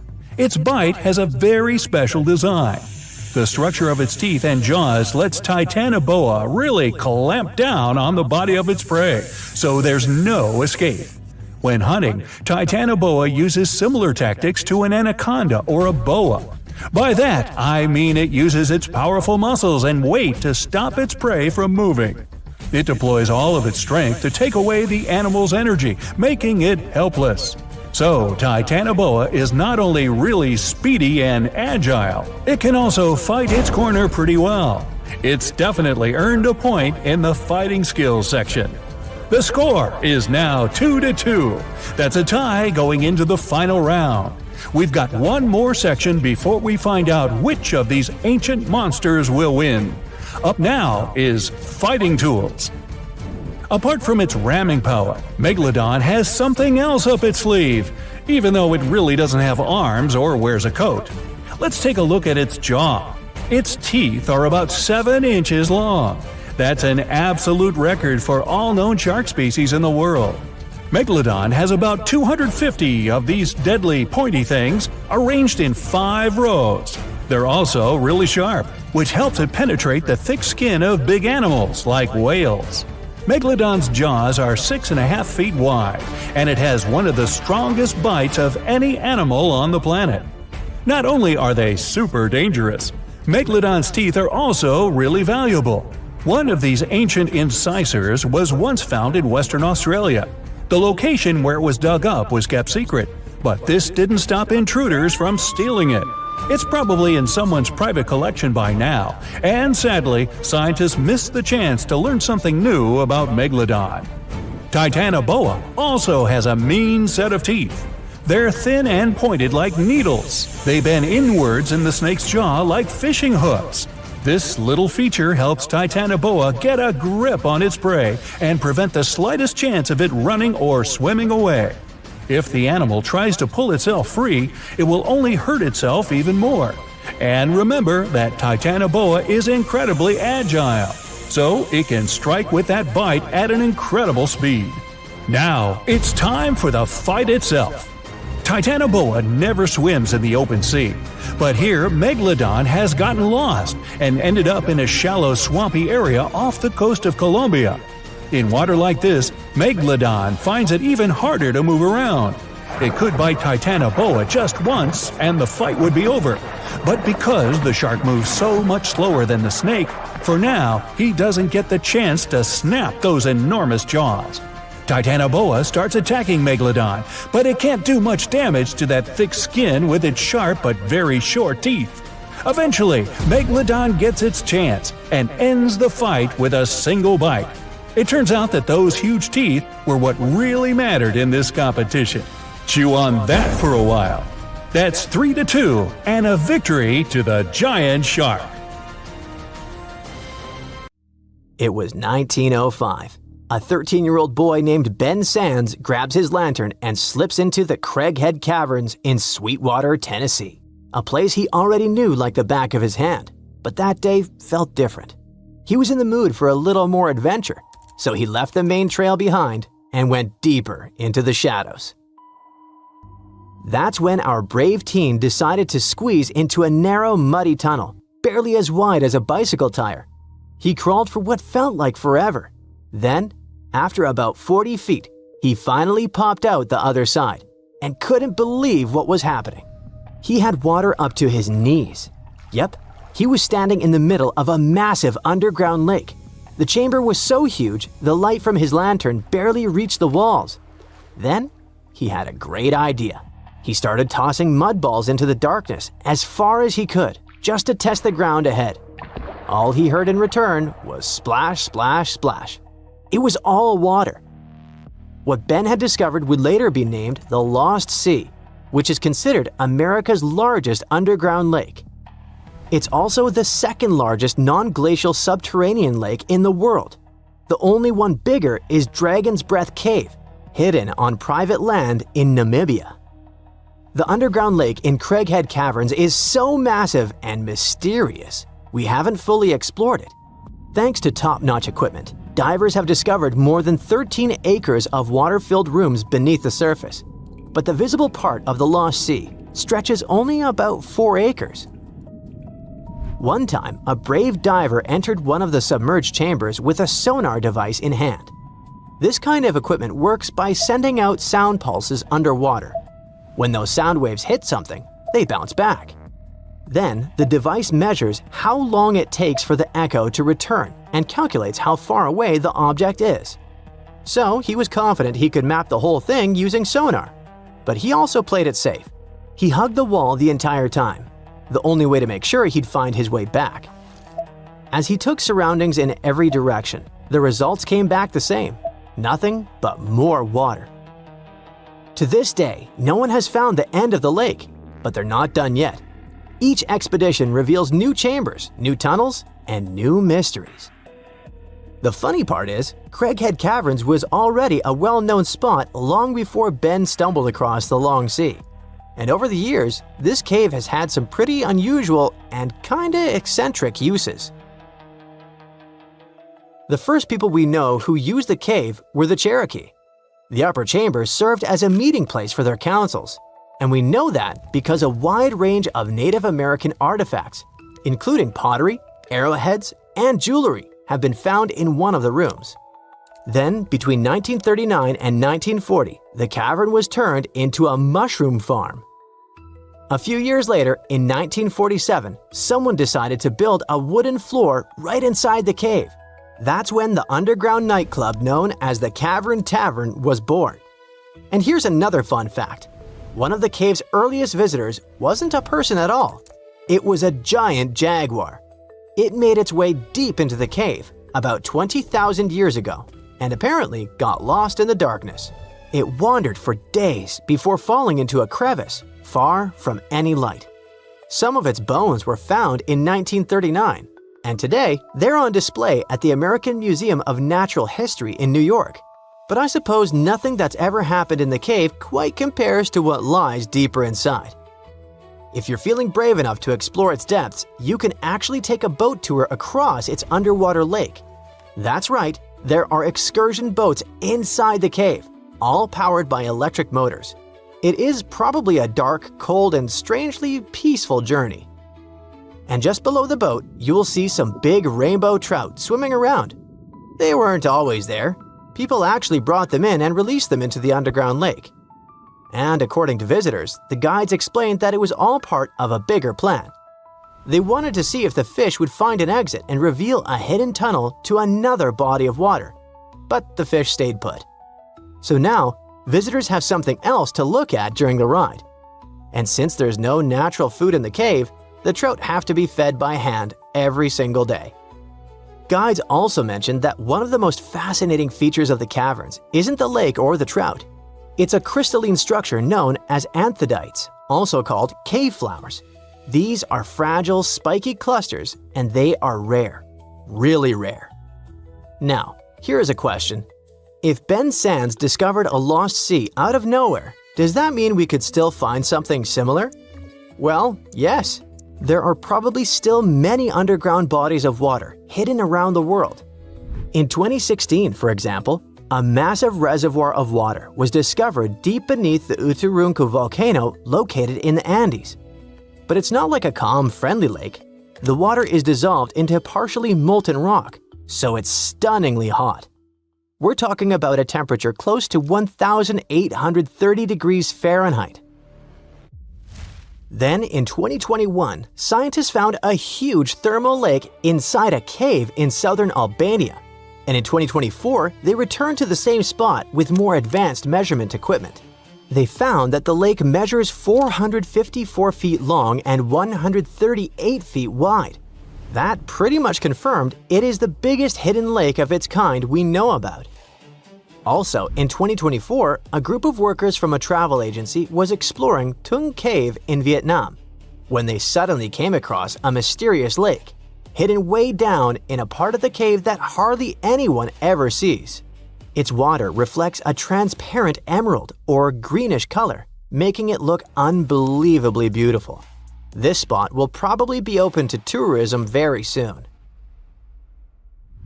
Alright, finding hidden lakes inside caves or beneath volcanoes is one thing, but finding a hidden ocean inside the Earth, that is a whole different story. And believe it or not, it actually happened not long ago. But you can't swim in its waters, for two big reasons. First, it's hidden about 400 miles underground. And second, the water isn't in liquid form like a normal sea. Instead, it's trapped inside solid rocks. Sounds strange, but let me explain. Back in 2014, researchers found deep pockets of magma located around 400 miles beneath North America. And that's a pretty strong sign there's water down there. But how? Down there, scientists discovered a mineral called ringwoodite. which only forms under extremely high pressure, the kind you would find deep within the Earth's mantle. And inside the structure of ringwoodite, they found water, not in puddles or pools, but trapped inside the mineral itself. Ringwoodite acts like a sponge, holding water within its crystal structure. And when scientists ran the numbers, they realized something staggering. The amount of water trapped in this mineral could be 3 times greater than all the oceans on Earth combined. And that is huge. Not just in size, but the actual discovery is huge, because it might confirm a theory that's been around for decades. That a massive reservoir of water exists deep beneath Earth's crust. Geologists believe this deep reservoir plays a key role in Earth's water cycle. It might be responsible for volcanic activity, the movement of tectonic plates, and even how water first appeared on the planet's surface. Instead of arriving on comets or asteroids, Earth's water might have always been here, slowly seeping out over billions of years from deep underground. Okay, get this. Dolphins can phone each other. This is not a joke, but a fact confirmed by scientists. They put a mother and a baby dolphin in 2 separate aquariums and conducted special underwater audio communication between them. When the connection was turned on and the dolphins heard each other's voices, they started chatting. Their conversation consisted of happy whistles, chirps, and clicks. You've probably heard this chatter in wildlife movies. But I wonder, how do the dolphins dial the phones? Do they have flip phones? Get it? Flipper using a flip phone? Okay, never mind. Anyway, the most interesting thing about this experiment is that the mother and the baby recognized each other's voices through the speakers without seeing each other.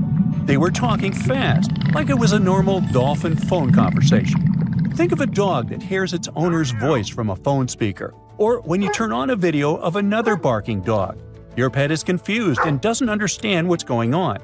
But dolphins started communicating immediately, just like humans. Many animals communicate with one another through touching, gestures, biting, or growling. But dolphins have shown they can communicate without direct contact. If they understand clacking, clicking, and whistling, it means only one thing. Dolphins have their own complex, developed language, and scientists hope to learn it. Scientists called one of the elements of their language signature whistles. They use whistles to call others by name, to convey information, and to warn of danger. This is one of the most difficult forms of communication in the animal world. These whistles vary depending on the situation and the dolphin species. They raise or lower the tone, shorten the duration of the sound, or increase it by exchanging short or long words. To compare the language of dolphins with other species, scientists have compiled a table of sound properties such as length, clarity, pitch, pattern, and others. According to all the data, dolphins have the largest sound palette. Larks, the bird, took second place, by the way. But even with all this data, we still don't know much about the complexity and diversity of their language. In one of the latest studies on this topic, scientists analyze about 1,000 dolphin communication recordings made over the past 40 years. But even after that, we can't even come close to understanding it. It's possible that AI will handle this better than humans. We aren't aware of how to speak using signature whistles, but scientists know for sure that dolphins use them to express their emotional state, to share news, and to tell each other about the dangers or where their prey swims. Scientists believe that dolphins can talk about anything. They can rejoice and complain to each other. They even communicate in different styles at the same time, like people who are chatting at a noisy party. But in addition to sound signals, they use body postures, jaw claps, bubble blowing, and fin stroking. They form groups, assign tasks, and work as a team. If one dolphin knows a place with food, it will tell its friends about that, like Instagram. If they spot a shark, they'll warn others about it. There was even a case where 2 bottlenose dolphins scared a spotted dolphin. A couple of days later, this dolphin returned to that place with its friends. It's like when some bad guy bullies you, and then you call your friends to help deal with him. What if we learn dolphins' language and find out that they're smarter than humans? What if they gossip about the human race and laugh at "Oh, brother, get a load of these dumb people. They're fighting each other over nothing. What do they spend their lives on?" Why don't they just chill and enjoy life? They create too many problems for themselves. It's a good thing we're smarter than them and can just relax in the ocean. Yeah, dude, let's stay away from them. Or maybe they know a lot more about nature and the ocean than people do. What if they discuss the problems of the ocean and have unknown technologies? Of course, these are all theories, but just imagine how cool it would be if you could understand dolphins and respond to them using a special program. You could get yourself a good friend that's interesting to talk to and can take you for a ride in the waves. Ooh. Unfortunately, at the moment, it's still very unlikely. Dolphins are too fast swimmers. It's difficult to constantly record their communication using high-tech equipment. Even the slightest change in the dolphin's whistling is associated with their actions. Their whistles may sound the same, but the context is different. They play, fight with one another, chase fish, or run away from a large shark, and all the time, they use their language. Well, we have the same situation. We raise our hands when we want to say hello, but we also raise them when saying goodbye. Our wow reaction can mean both joy and horror, depending on the context. Dolphins have the same complex communication. For example, they clap their jaws when they fight each other, but they also do it when they play. Dolphins are unique not only because of their brains and the way they communicate. Perhaps you don't know that dolphins are not fish, they're mammals. Yeah, you knew that. They can't breathe underwater because they don't have gills. They come to the surface, take a deep breath, and swim for about 10 minutes. Then they repeat this process. Unlike fish, dolphins don't lay eggs. They give birth to cubs, and they feed them with milk. They also have body hair. Yep, newborn dolphins have hair on their beaks. They lose it soon after birth. Why do they need this hair? Scientists believe that this is an evolutionary echo from the time when dolphins lived on land. And here's another strange fact. We've all heard how millions of years ago, fish began to slowly come ashore. During evolution, they changed their appearance, adapting to new life on solid ground, and so they gradually turned into mammals. But dolphins are unique since their development is kind of reversed. They were originally amphibians that lived near bodies of water. The ancestors of those amphibians were artiodactyl mammals, similar to deer. Not only dolphins, but also whales and porpoises have the same evolutionary path. All of them are called cetaceans. They made a big step from land to water about 50 million years ago. What if these ancient deer-like animals were the most intelligent creatures on Earth that realized that living in the water was much better than living on land, and they haven't regretted that decision yet? Dolphins have a big brain. Chimpanzees and humans have brains of the same size, and they all have something in common. Dolphins have a long lifespan, and they form groups. They show the emotions of sadness, grief, happiness, and joy. They can assess situations and solve problems. But the coolest thing is they can pass the mirror test. That means they recognize their reflection in the mirror. They don't just look at themselves. No, they pay attention to the parts of their bodies that they can't see otherwise. They examine their movements in the mirror. Their behavior in front of a mirror is not much different than that of humans. This indicates their self-awareness and high intelligence. Do they feel sad if they don't like their body? Can they be happy if they have, let's say, a beautiful tail? In addition to these features, dolphins have a real superpower, echolocation. By producing clicks and whistles, they can find their relatives that are pretty far away. They can spot prey or an enemy despite poor visibility in the ocean. This power allows them to sense a metal implant in the body of a swimming person. We are 70% water. Therefore, when we dive into the sea or ocean, for dolphins, we become part of their echolocation field. When they emit a sound, the sound waves crash into a metal object inside the human body, and the dolphins immediately feel it. And some dolphin species can turn off half their brain while sleeping. One eye is kept closed, and the other eye monitors the situation so as not to miss danger. Ooh, smarty pants dolphins.